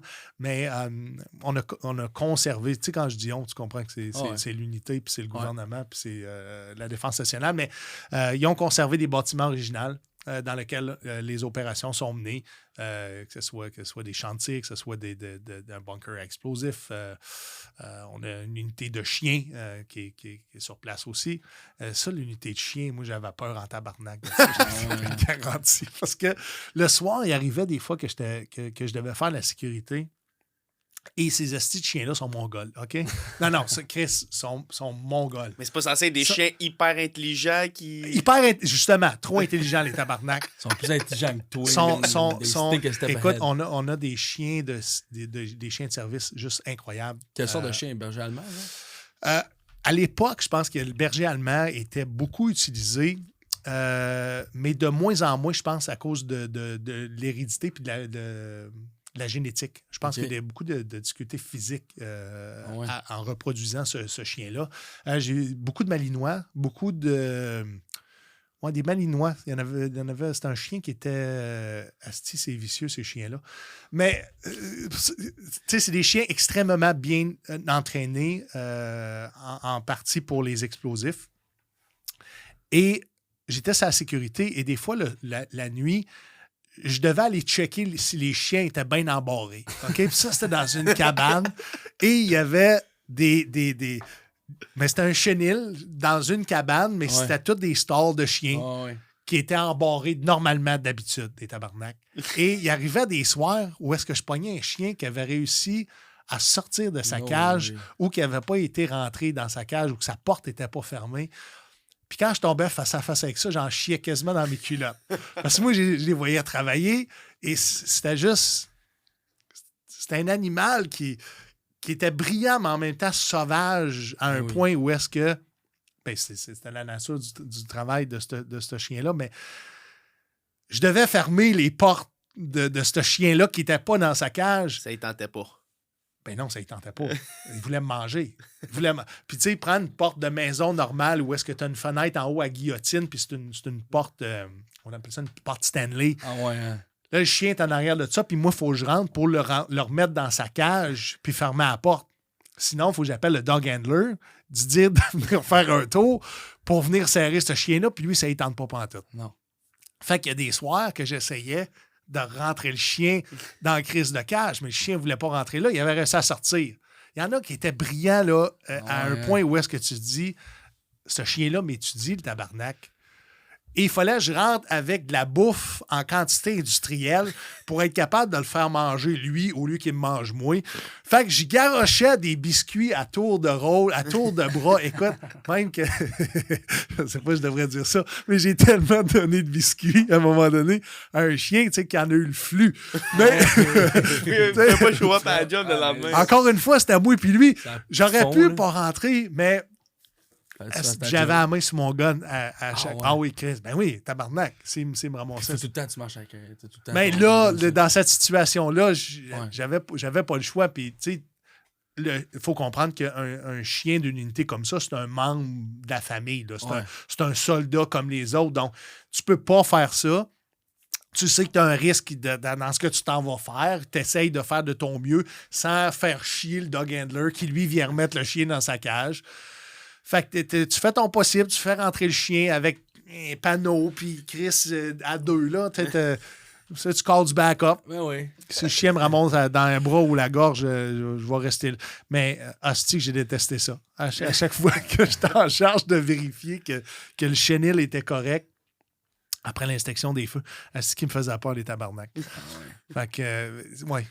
Mais sinon, ça, autre que les chiens, la ferme, c'est là que vous faisiez toutes vos... c'est là qu'on pouvait faire les qualifications de tir ou les entraînements spéciaux. Bien entendu, il y a des champs de tir sur la ferme. Sur la ferme. Ouais. Il y a plein d'autres choses que les gens trouveraient cool. Tu parlais des chiens, là. Ouais. Puis tu dis que t'avais peur du chien, puis tout. Ouais. Mais avoir vécu puis vu tout, là. Tu sais, t'as vu des affaires que personne qui voit, là. Ouais. C'est quoi qui fait peur? Ça, c'était épeurant parce que, je t'ai dit, tu peux pas tirer le chien, là. Mais il faut quand même que tu ça, c'est niaiseux, mais c'était juste un day-to-day task qui pouvait mettre ton intégrité en péril. Mais t'avais jamais fait ça vraiment, là? Non, mais t'as pas le même mindset que c'est pas le même mindset que quand tu te fais pointer un arbre dessus. Ouais. Ou c'est que la personne, tu sais qu'elle veut te tuer, elle veut te déchausser. Fait que c'est pas la même perspective. C'était quoi ta question encore? Parce qu'il y avait une opposition entre ça et ça. C'est au niveau du risque. Je pense que c'était ça que j'ai processé dans ma tête. C'est au niveau du risque. Quand tu vois qu'il y a un risque pour que ta vie finisse là, tu penses pas et tu réagis pas de la même façon. Fight or flight. Fight or flight. J'ai vu du monde flighter et c'est pas cool à voir. Surtout de voir à quel point ils peuvent être démolis suite à l'inaction dans une opération.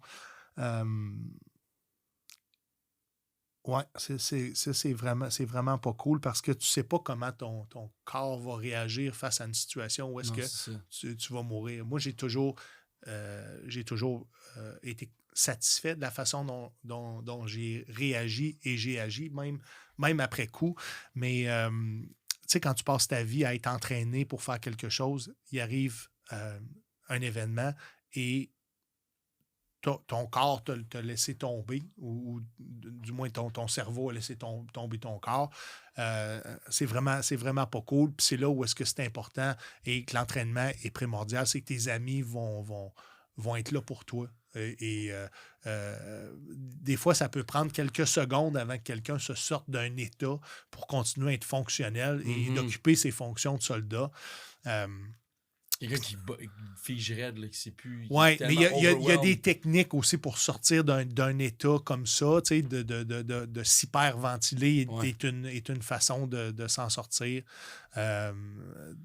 Il y a des trucs qui est enseigné pour être capable de sortir d'un état où est-ce que tu es freezé. Mais encore là, l'entraînement répétitif au fil des années va t'aider à aussi agir de façon mécanique, même si ton cerveau est dans un état semi-conscient.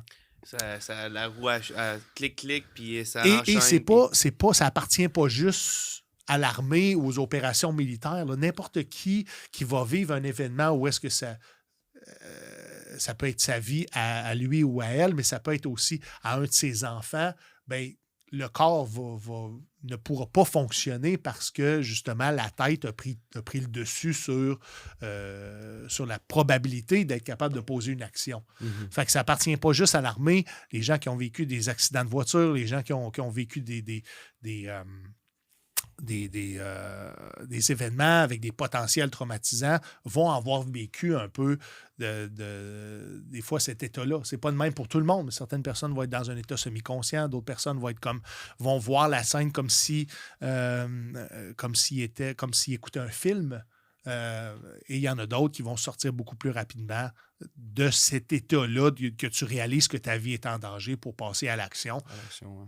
Puis d'être capable de te sortir de là. Mais quand tu travailles dans un collectif, ben même si ça ne devient pas physiologiquement ou de façon mécanique, instinctivement, ben l'équipe est là pour faire en sorte que tu sortes de là puis que tu passes à d'autres choses.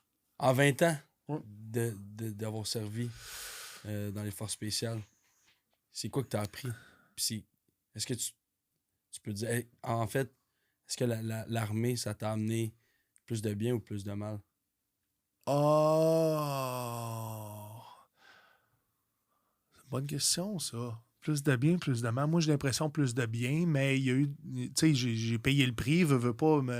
You signed up mes blessures de santé mentale, c'est pas quelque chose que j'appréhendais quand j'ai joint les Forces armées canadiennes, même si c'est même pas quelque chose qui était discuté à ce moment-là, que ça pouvait être un impact au service militaire. Souvent, ce qui était pointé du doigt, c'est les blessures physiques.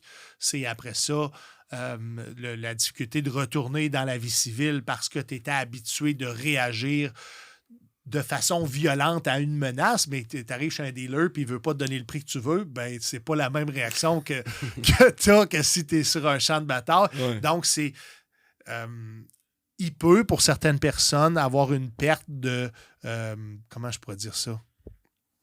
Pas de sociabilité, là, une perte d'être capable de fonctionner en société avec tout le monde parce que veut pas. Mais on le voit dans les films, tu sais, souvent les anciens vétérans, ben, ils vont juste aller s'isoler dans le bois. Puis Ben oui, parce qu'on est institutionnalisé. Et quand tu as vécu des conflits, ce que tu veux le moins du monde possible après ton service, c'est de ne plus être dans un conflit. Tu veux plus ça parce que tu n'es pas capable de rationaliser de façon, mettons, plus... de rationaliser comme les autres qui n'ont pas vécu des choses intenses où est-ce que leur vie était menacée. Ouais. Donc, des fois, la réaction peut paraître disproportionnelle pour certaines personnes qui n'ont pas été vers les services, les soins en santé, et réagir de façon disproportionnelle à une situation que tu dis, ben quelqu'un qui n'a pas vécu ce qu'il a vécu va réagir différemment. Ouais. Mais encore là, il faut mettre en perspective les gens qui joignent les Forces armées canadiennes avec des problèmes de santé mentale avant l'enrôlement, souvent qui étaient non diagnostiqués dans ce temps-là. Mais ça spike.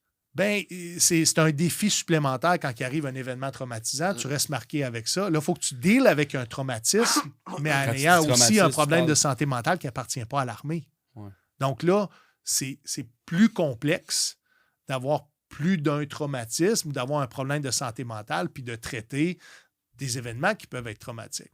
Ça, on n'en parle pas. T'sais? C'est ça. Mais c'est ça ça, c'est ce qui amène l'autre sujet. C'est tu as dit que tu as eu le PTSD, tu as ça. Oui. Le diagnostic est tombé en 2015. Quand tu as fini. Mais je savais que j'avais un problème de santé mentale de ce type-là en service. Parce que, tu sais, c'est pas quelque chose qui est... les gens, les hommes et les femmes qui sont atteints de ça, souvent le savaient avant, où il y avait des signes, du moins des troubles de santé mentale. Puis moi, les premiers signes, ça a été des troubles de sommeil. Tu sais, je faisais cauchemar par-dessus cauchemar. Il n'y a pas une nuit que je ne me réveillais pas plein de fois en sueur parce que mon cerveau travaillait. Tu sais, il y avait des choses que j'avais refoulées. Donc, ce diagnostic-là, je n'étais pas prêt à le prendre en service. Je voulais continuer à servir les Forces armées canadiennes au travers des Forces spéciales. Ouais. Je n'étais pas prêt à sortir. Je n'étais pas prêt non plus à aller vers les services de santé mentale tout de suite. les services de santé mentale me traitaient, me donnaient de la médication pour être capable de dormir. Donc, c'est comme mettre un plaster, c'est une ouverture grosse de même. Là. Ça fait la job, mais temporairement. Et souvent, la médication pour dormir, c'est addictif. Tu as toujours besoin de ça. Donc, tu n'es pas dans le mode solution. Tu es en mode damage control. C'est ça. Fait que ça fonctionne un moment. Il y en a d'autres qui vont tomber dans l'alcool, d'autres qui vont tomber dans la drogue. Toutes les façons de coper qui sont disponibles, tu vas les prendre. Mais à un moment donné, j'étais tellement faible qu'il fallait que je me rende à l'évidence que je ne peux pas continuer dans une unité d'élite puis d'avoir cet état-là. J'ai besoin de me reconstruire. J'ai besoin... Là, encore une fois, tu disais... J'avais de la misère à lever mon stock de hockey. J'allais jouer au hockey, j'avais de la misère à lever mon stock de hockey. Je dormais pendant mon chiffre, quand j'étais capable, à terre, avec mon gun, puis c'est mon chum qui me watchait parce que c'était là que je me sentais safe à dormir. Je me sentais pas safe à dormir la nuit, je me sentais plus ou moins safe à dormir le jour si je n'étais pas armé. J'ai dormi longtemps avec ton fusil avec mon gun à côté de moi. Longtemps. Ça fait pas des années que j'ai plus de gun à côté de moi pour faire de dos. Là. Ça, c'est la réalité. Parce que mon inconscient me dit tout le temps, est où la prochaine menace?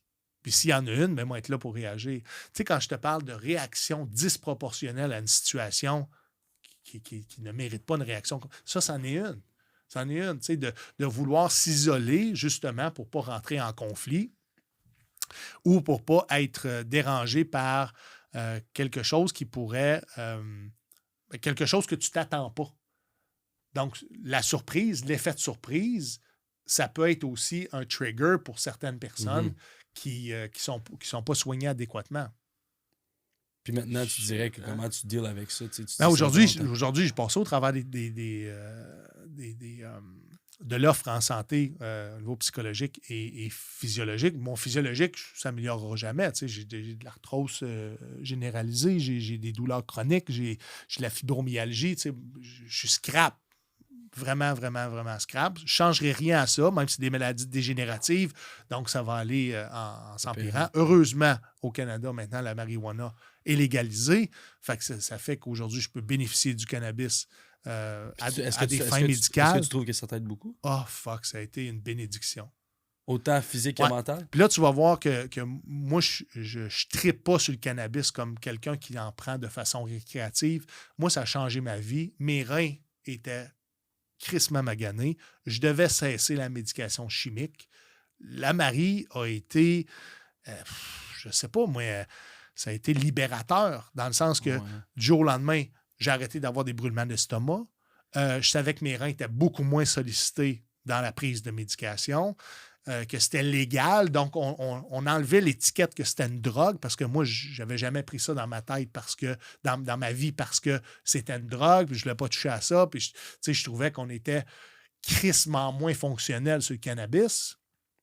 Aujourd'hui, je suis capable d'en témoigner que c'est vrai, mais c'était pas quelque chose qui m'intéressait en bas âge. Mais aujourd'hui, avec les difficultés physiques que j'ai, c'est une bénédiction. Ouais. Une bénédiction. Ça t'aide. C'est quoi ton protocole? Tu fumes un joint? Tu prends des edibles? Non, je fume pas. C'est des edibles. Puis les edibles ou les capsules d'huile de cannabis se libèrent dans ton système, peut se libérer entre 6 et 12 heures, ce qui fait que ton sommeil n'est pas dérangé par des douleurs qui viennent te réveiller ou que tu es obligé de changer de position. Donc, écoute, c'est magique. Magique. Je vais dire ça comme ça. Puis là, de plus en plus, chez les vétérans, on entend parler de microdoses de moche. Ouais. Je pense que ça, c'est ma prochaine exploration. Je l'ai essayé. Oui? Ouais. Vas-y. Moi, j'ai des... T'as pris quoi comme milligrammes? Mes gens 0.5. OK, ça, c'est rien. C'est fuck out. C'est fuck out. OK. Parce que j'ai un chum qui prend 250 milligrammes. Là, Attends, ça se peut-tu? 250 milligrammes, ouais. Toi, t'as pris 0.5 grammes. 0.5 grammes. Donc, 500 milligrammes. Okay, c'est pas mal? Ben, non, parce qu'il y a du monde qui Attends un peu, non, je change juste avec... C'est-tu 5 mg qu'il a pris? C'est 0.5 grammes? C'est x 10 qu'on fait? Là, je vais avoir l'air d'un esti de cave sur le podcast. Non, mais c'est pas grave parce que moi aussi, je suis quelqu'un qui. Moi, j'ai des chums qui ont fait des doses de 3,5 grammes. J'ai des chums qui ont fait des méga doses de 14 grammes. Puis moi, j'ai tout le temps eu un peu la chaîne de ça, d'essayer des trucs comme ça. Puis j'ai essayé 0,5. C'est rien, là. Puis, mais j'ai trouvé ça. Je sais pas, c'était différent. Explique-moi. Attends, je suis vraiment curieux. Si le cannabis, ça t'aide, le moche va t'aider, c'est 100% sûr. Tu vas apprécier, là. Puis il parle d'expérience. Oui, je le vois qu'il était convaincu comme il n'a jamais été convaincu. Puis je l'ai vu tantôt demander de l'aide pour son pied de micro. Fait que ça besoin de l'aide pour ça, I got you. C'est bon, mais moi j'ai aimé ça parce que honnêtement, je vais te dire. C'est quoi l'état? C'est quoi l'état? As-tu déjà pris de la cocaïne? Parfait. Ouais. Compare-moi ça à. Mettons, tu peux rire. T'as le droit de rire. Oui. Mais j'étais une fin de semaine de brosse avec des chums à notre université qu'on est allé. Puis là, rendu deuxième journée, là, j'ai bu de la bière, je suis plus capable de boire. Je suis tanné, là. Puis mes chums qui avaient ça, il y avait des shrooms. Puis il dit, tu sais, ça va être un booster, comme un genre de. Tu te prends de la MDMA. Moi, j'ai jamais pris ça. Moi non plus. Jamais de pills, rien de ça. Demander à lui. rien de ça. Fait que j'ai dit, tu sais quoi, je vais prendre un 0.5. Ouais. Puis asti, on dirait que j'avais des springs dans les pieds. Puis j'étais joyeux, puis tout, puis j'étais comme shit. Fait qu'un peu comme la coke, mais en moins intense. Ouais, puis c'est naturel aussi la coke, mais c'est comme. Les psychostimulants. Le depth perception, tu me parles, puis on dirait qu'à un moment donné, dans une seconde, tu vas me parler ici, là, puis après ça, l'autre. Là, tu vas comprendre plus que d'habitude. Au bord, puis j'étais comme tabarnak, elle sera pas de moi. Je pensais que t'allais dire, elle doit me trouver beau, esti. Certains sont genre. Mais c'est vrai que tu gagnes en confiance? Moi, j'ai. Mais t'es un gars confiant d'avance, là. Oui, mais je sais pas, moi, c'était vraiment dans ma tête, là, mais il faisait chaud, j'avais des springs dans les pieds, j'avais du fun. Je dansais. T'avais-tu le goût de te mettre? Je me souviens pas, man. Moi, je pense que j'étais plus self-conscious de lui, il a tout le temps le goût de se mettre, fait que ça change pas. Ah oui, mais ouais, j'étais des shrooms, je sais pas, man. Moi, je pense pas que je serais prêt à faire une full dose parce que j'ai. J'étais curieux de savoir si ça affectait les relations sexuelles. Du moins, performance. Je pourrais pas te dire ça, mais je suis jamais allé là, par exemple. T'as jamais fait de l'amour? Non, c'est ça, pas encore. Pas encore marié. Oui, sûrement.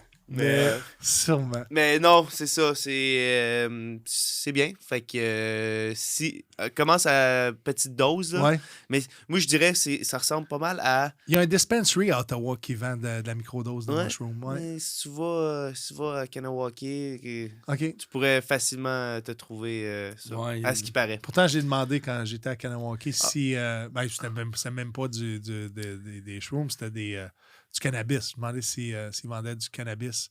Non? Sa réserve, il dit non, pas d'autorisation pour ça. T'avais-tu ton badge ici? Non, pas en tout. Non, mon char, mon camion avait breakdown sur le bord de. C'était 4 h du matin. J'avais fait le gang show au bordel. Ça, j'étais allé pour une web série. 4 h du matin, je roule pour m'en aller chez nous à Ottawa. Et je passe par la réserve, justement, puis la pompe à eau, elle casse. Le moteur, il saute. Puis là, il faut que je marche comme 2 km pour me rendre à l'hôtel le plus proche à la réserve.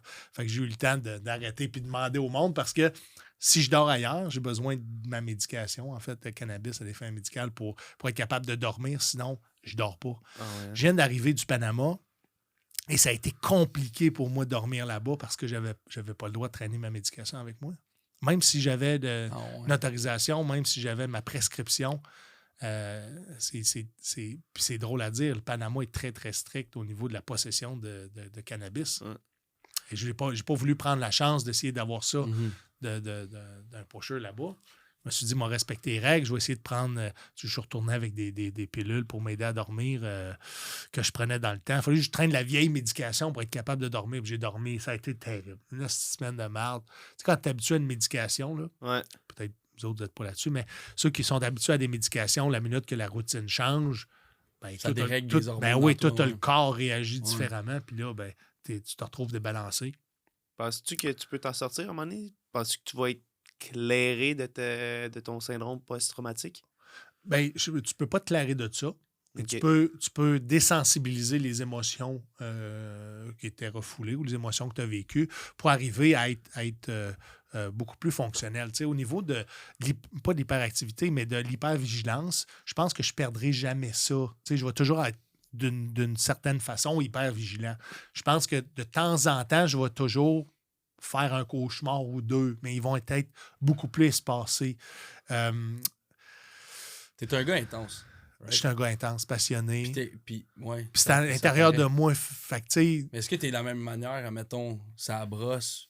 Je sais pas si je consomme pas beaucoup pour me rendre en état. C'est rare que je me rends ça à brosse. Un, parce que je l'ai fait en esti quand j'étais jeune avec mes chums d'enfance. Là. On a bu. Puis à un moment donné, moi, quand je prends un verre, juste un verre, mon métabolisme est tellement lent que je vais tomber endormi. Moi, 2 verres, je tombe endormi. Fait que je tombe pas sur le party, mettons. Moi, je suis le genre de gars là, qui s'en irait probablement après avoir bu de la boisson, mais c'est la cocaïne parce que je suis endormi, je suis plus fonctionnel. Je ne ferais pas ça, mais ça serait ça. J'aurais besoin de psychostimulants pour être capable de continuer à faire partie de l'aventure. Faut dire ça. Ta face d'OD, le mot aventure m'a popé dans la tête. Regardez, on a parlé de ça pré-podcast. Ce qui est écouté dans la saison. Oui, j'ai écouté ta saison. Drôle. En fait, je ne sais pas si vous avez envie de vous mouiller, mais j'ai l'impression que c'est de plus en plus drabe. What does that mean? C'est peut-être moi personnellement, mais j'ai l'impression que j'y trouve plus autant de plaisir d'écouter Occupation Double que, mettons, la saison que toi, tu as été dedans ou les saisons avant, où est-ce que j'ai l'impression que les productions montraient un peu plus de crunchy. Tu sais, j'avais l'impression de... Il y avait comme un effet, pas pervers, mais de voyeur à l'intérieur de ça que j'aimais bien, qu'on ne retrouve plus aujourd'hui. Tu sais, c'est très rare. Si tu vois un baiser, c'est tabarnak. C'est le highlight de la saison. Là, tu dois avoir peur aussi de tout perdre les commandites. C'est la culture, c'est le comment que... Mais là, je pense qu'ils perdent une partie de l'auditoire, pas juste à cause de... Puis dis-moi ce que tu en penses, mais en fait, je pense que j'ai écouté ton podcast où est-ce que tu parlais des candidats qui avaient été tassés pour intimidation. Recule 10 ans passés. Toi, t'as-tu regardé Love Story? J'ai regardé Love Story. Ça c'est... Tu ramènes ça maintenant, c'est fini. Et c'est pour ça qu'aujourd'hui, j'adore la télé-réalité. Je m'en vais l'écouter du côté américain. Parce que là, j'ai du crunchy. Je m'en vais écouter, j'étais justement au Panama, j'écoutais le Jersey Shore espagnol. Je tripais. Parce que j'étais... Chris, c'est ça que je veux voir. C'est ça que je veux consommer. Donne-moi du crunchy. Montre-moi quelque chose. Tu sais? Mais ils ont comme là, c'est ça. C'est le Québec, c'est le public québécois qui est tellement sur leur... Tu sais, sont là, puis sont prêts à casser n'importe quoi. Puis s'il n'y en a pas assez du crunchy, ben on va dire que c'est plate. Mais là, il y en a trop, fait qu'on va on va bâcher, on va bâcher constamment. Puis là, on ne sait plus sur quel pied danser, je pense, c'est ça. En fait, je pense qu'on est passé à essayer de camoufler la sexualité en arrière de ce show de TV-là en démontrant davantage... C'est l'amour. Oui, mais une forme de confrontation jusqu'à un moment donné. Gossip, ils sont rendus des amoureux, mais du même sexe quand ils sont... pratiquement tous hétérosexuels, puis le but, c'est de se matcher avec le sexe dans lequel tu es attiré. J'ai l'impression que tout ça a fait place par de la bromance et des... Comment je pourrais dire ça? Ce qu'ils veulent démontrer, c'est davantage les relations interpersonnelles entre les groupes de filles et les groupes d'hommes plutôt que de la raison pour laquelle ça a été créé de matcher des gens ensemble. Puis de voir, comment ils évoluent, pas juste dans les balbutiements de leur sexualité, mais le comportement humain de ceux qui veulent éventuellement soit juste copuler ensemble ou du moins faire un bout ensemble. Mais tu sais, je vois tout le travail en arrière de la production. Je vois... mais c'est pas la faute de la production. Je pense que c'est juste un... Mais c'est les diffuseurs qui sont frileux aujourd'hui. Ben, les diffuseurs, mais ils n'ont pas le choix parce que le public est tellement en train de pointer du doigt que les autres savent plus quoi... Ils veulent mettre du crunchy, mais là, en ce moment, ils se font comment je pourrais dire, critiquer de tout ce mais je pense que ceux qui parlent le plus fort, c'est la minorité. Ceux qui consomment le programme c'est davantage monsieur, madame, tout le monde. Ouais. Les mêmes qui achètent des billets de spectacle en salle de spectacle. Ouais, mais Steven, je pense que ce qui va arriver, là, c'est que là, ils vont, tu sais, le Jay du Temple s'en va, ils vont remixer de quoi. Le monde de la production sont très bons, puis sont très investis dans leur travail. Ils vont trouver de quoi, je suis pas stressé, mais il y a une idée qui vient de me popper en tête. Ouais. T'as-tu déjà pensé? Je pensais que tu allais dire on ramène Julien Lacroix à l'animation d'Occupation Double. Non. OK. Julien Lacroix. Il recommence, hein? Il va recommencer. J'ai entendu dire qu'il voulait faire son stand-up. T'es-tu d'accord avec le fait qu'il remonte sur les planches? Ouais, mais moi, j'ai jamais suivi lui en tant qu'humoriste. Ouais. Je vais être honnête avec toi, fait que je sais pas si. Tu sais qu'il était très, très, très populaire. Ouais. Très drôle. C'était une machine. Était-tu drôle? Ah, très drôle. Ouais. Très drôle. Son moi, one-man show, quand il l'a sorti, puis là, je suis pas après me prononcer sur mon opinion sur Julien Lacroix et son retour dans le milieu de l'humour. Son one-man show, c'est un des bons one-man shows que j'ai vu dans ma vie. Ah, ouais, hein? Ah oui, puis il y avait très peu d'expérience. Il y en avait d'expérience, mais comparativement à des hommes et des femmes qui font ça depuis 20, 30 ans. Mais lui, tu penses qu'il va être capable?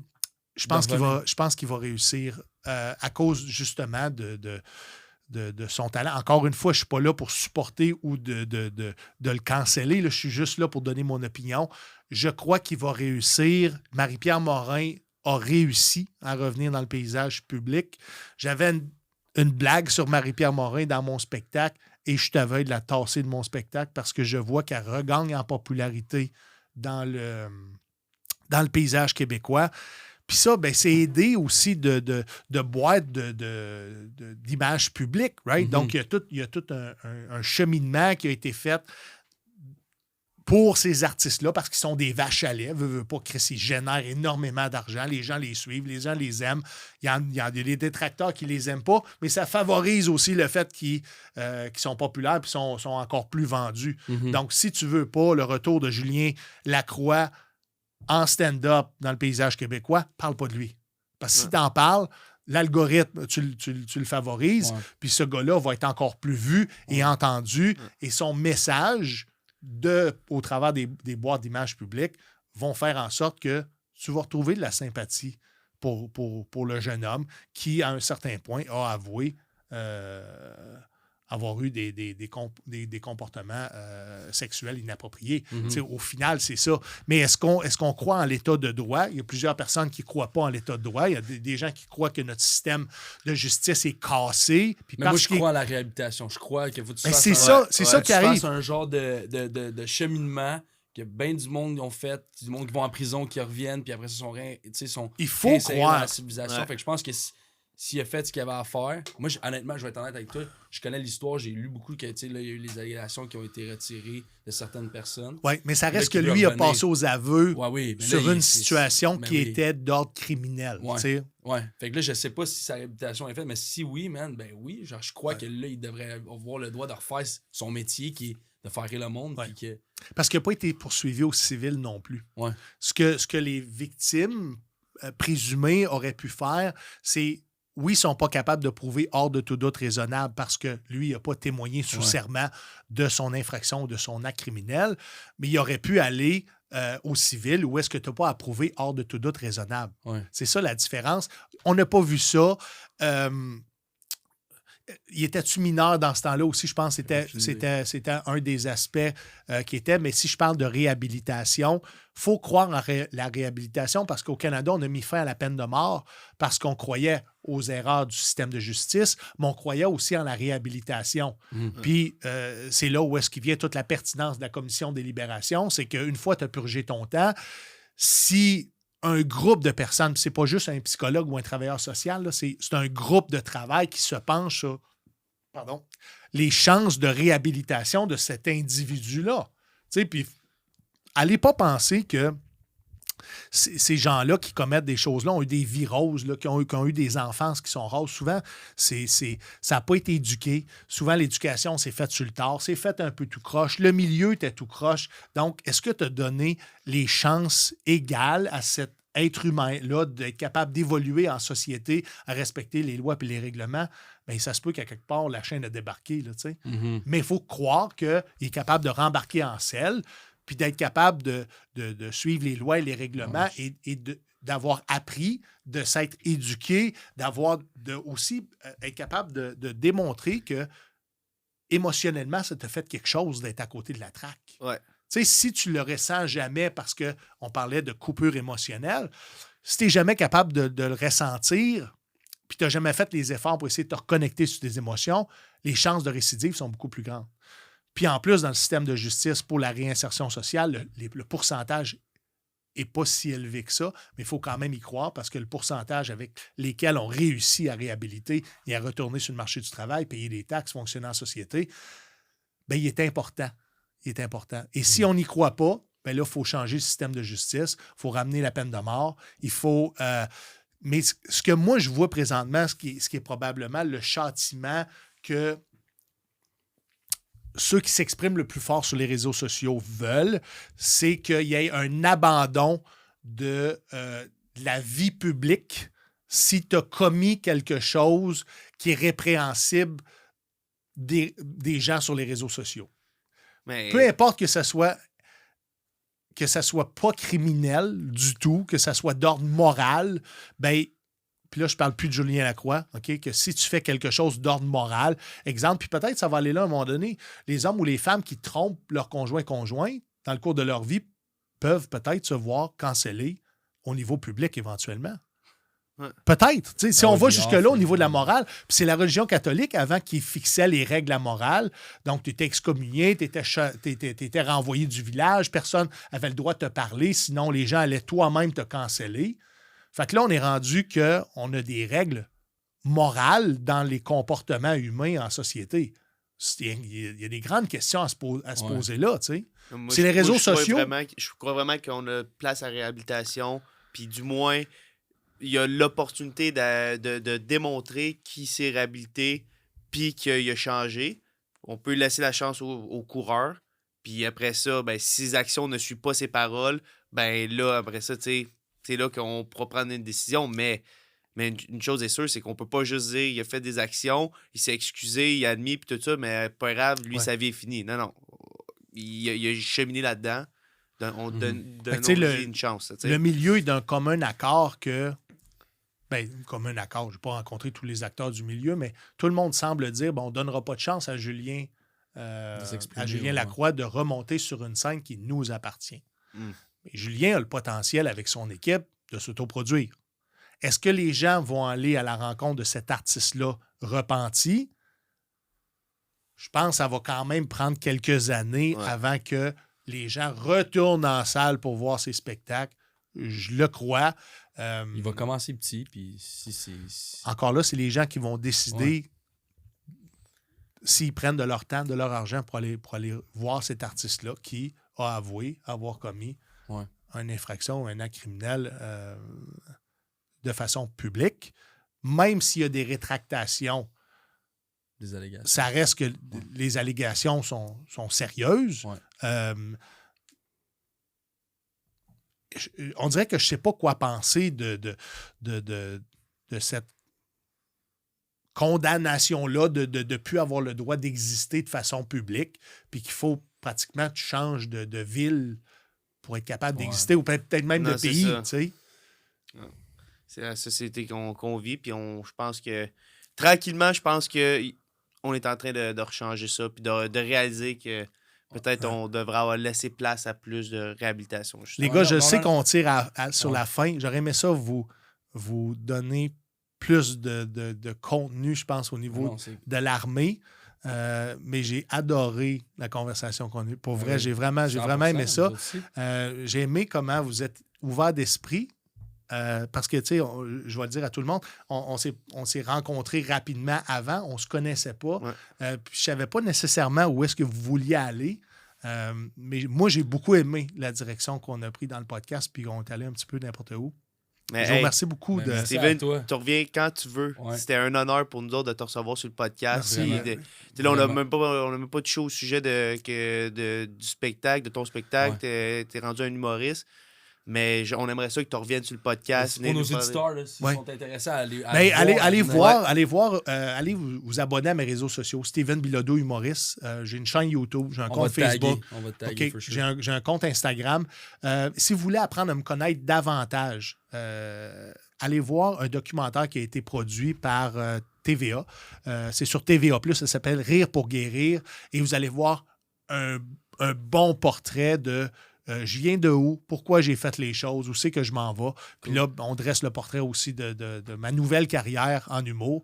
Ça fait 4 ans que je suis dans le circuit. Je travaille environ 60 à 80 heures par semaine là-dessus. Je suis plus que passionné. Là. Je carbure à ça. Puis essentiellement, c'est pour remplir les besoins d'avoir laissé en arrière de moi une carrière d'athlète. Donc, toute cette adrénaline-là que les matchs peuvent apporter, cette satisfaction-là d'être encouragé, d'être vu, de performer devant des gens, puis d'être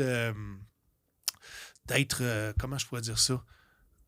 En fait, c'est ça, c'est des besoins de vivre des sensations fortes encore aujourd'hui sans nécessairement le vivre comme athlète ou comme militaire, mais j'y trouve mon compte énormément. Je trouve aussi qu'en participant à des podcasts comme le vôtre, vous continuez à me faire cheminer de par le fait que je partage des choses, puis il y a des bonnes questions qui sont posées. Ça m'amène, suite au podcast aussi, à moi me poser d'autres questions, puis à peut-être envisager d'autres hypothèses ou une façon de voir les choses différemment que moi, je peux m'avoir construit. Je peux m'avoir construit une structure de sens, mais des fois, quand on se donne la chance de voir un autre angle, bien, il est possible qu'on continue à cheminer puis d'évoluer. Puis autant que ça peut être simple de se rencontrer sur un podcast, puis oui, on essaye de devenir plus connu puis de vendre nos trucs, mais ça reste qu'un cheminement personnel qui se fait au travers de cette démarche artistique-là. Et ça, je ne l'avais pas vu venir. Je ne l'avais pas vu venir, mais j'adore ce que je fais. Allez voir mon site web aussi, stevenbilodeau.com. Man, on apprécie énormément ta visite aujourd'hui. Merci, mon vieux. Tu vas revenir, for sure. Ah, c'est certain. Ouais, t'es le bien mais je sens qu'on va se voir en dehors aussi. Ouais, sûrement. Merci, les boys. À toi, Merci. merci. C'est vraiment cool. Yes, sir.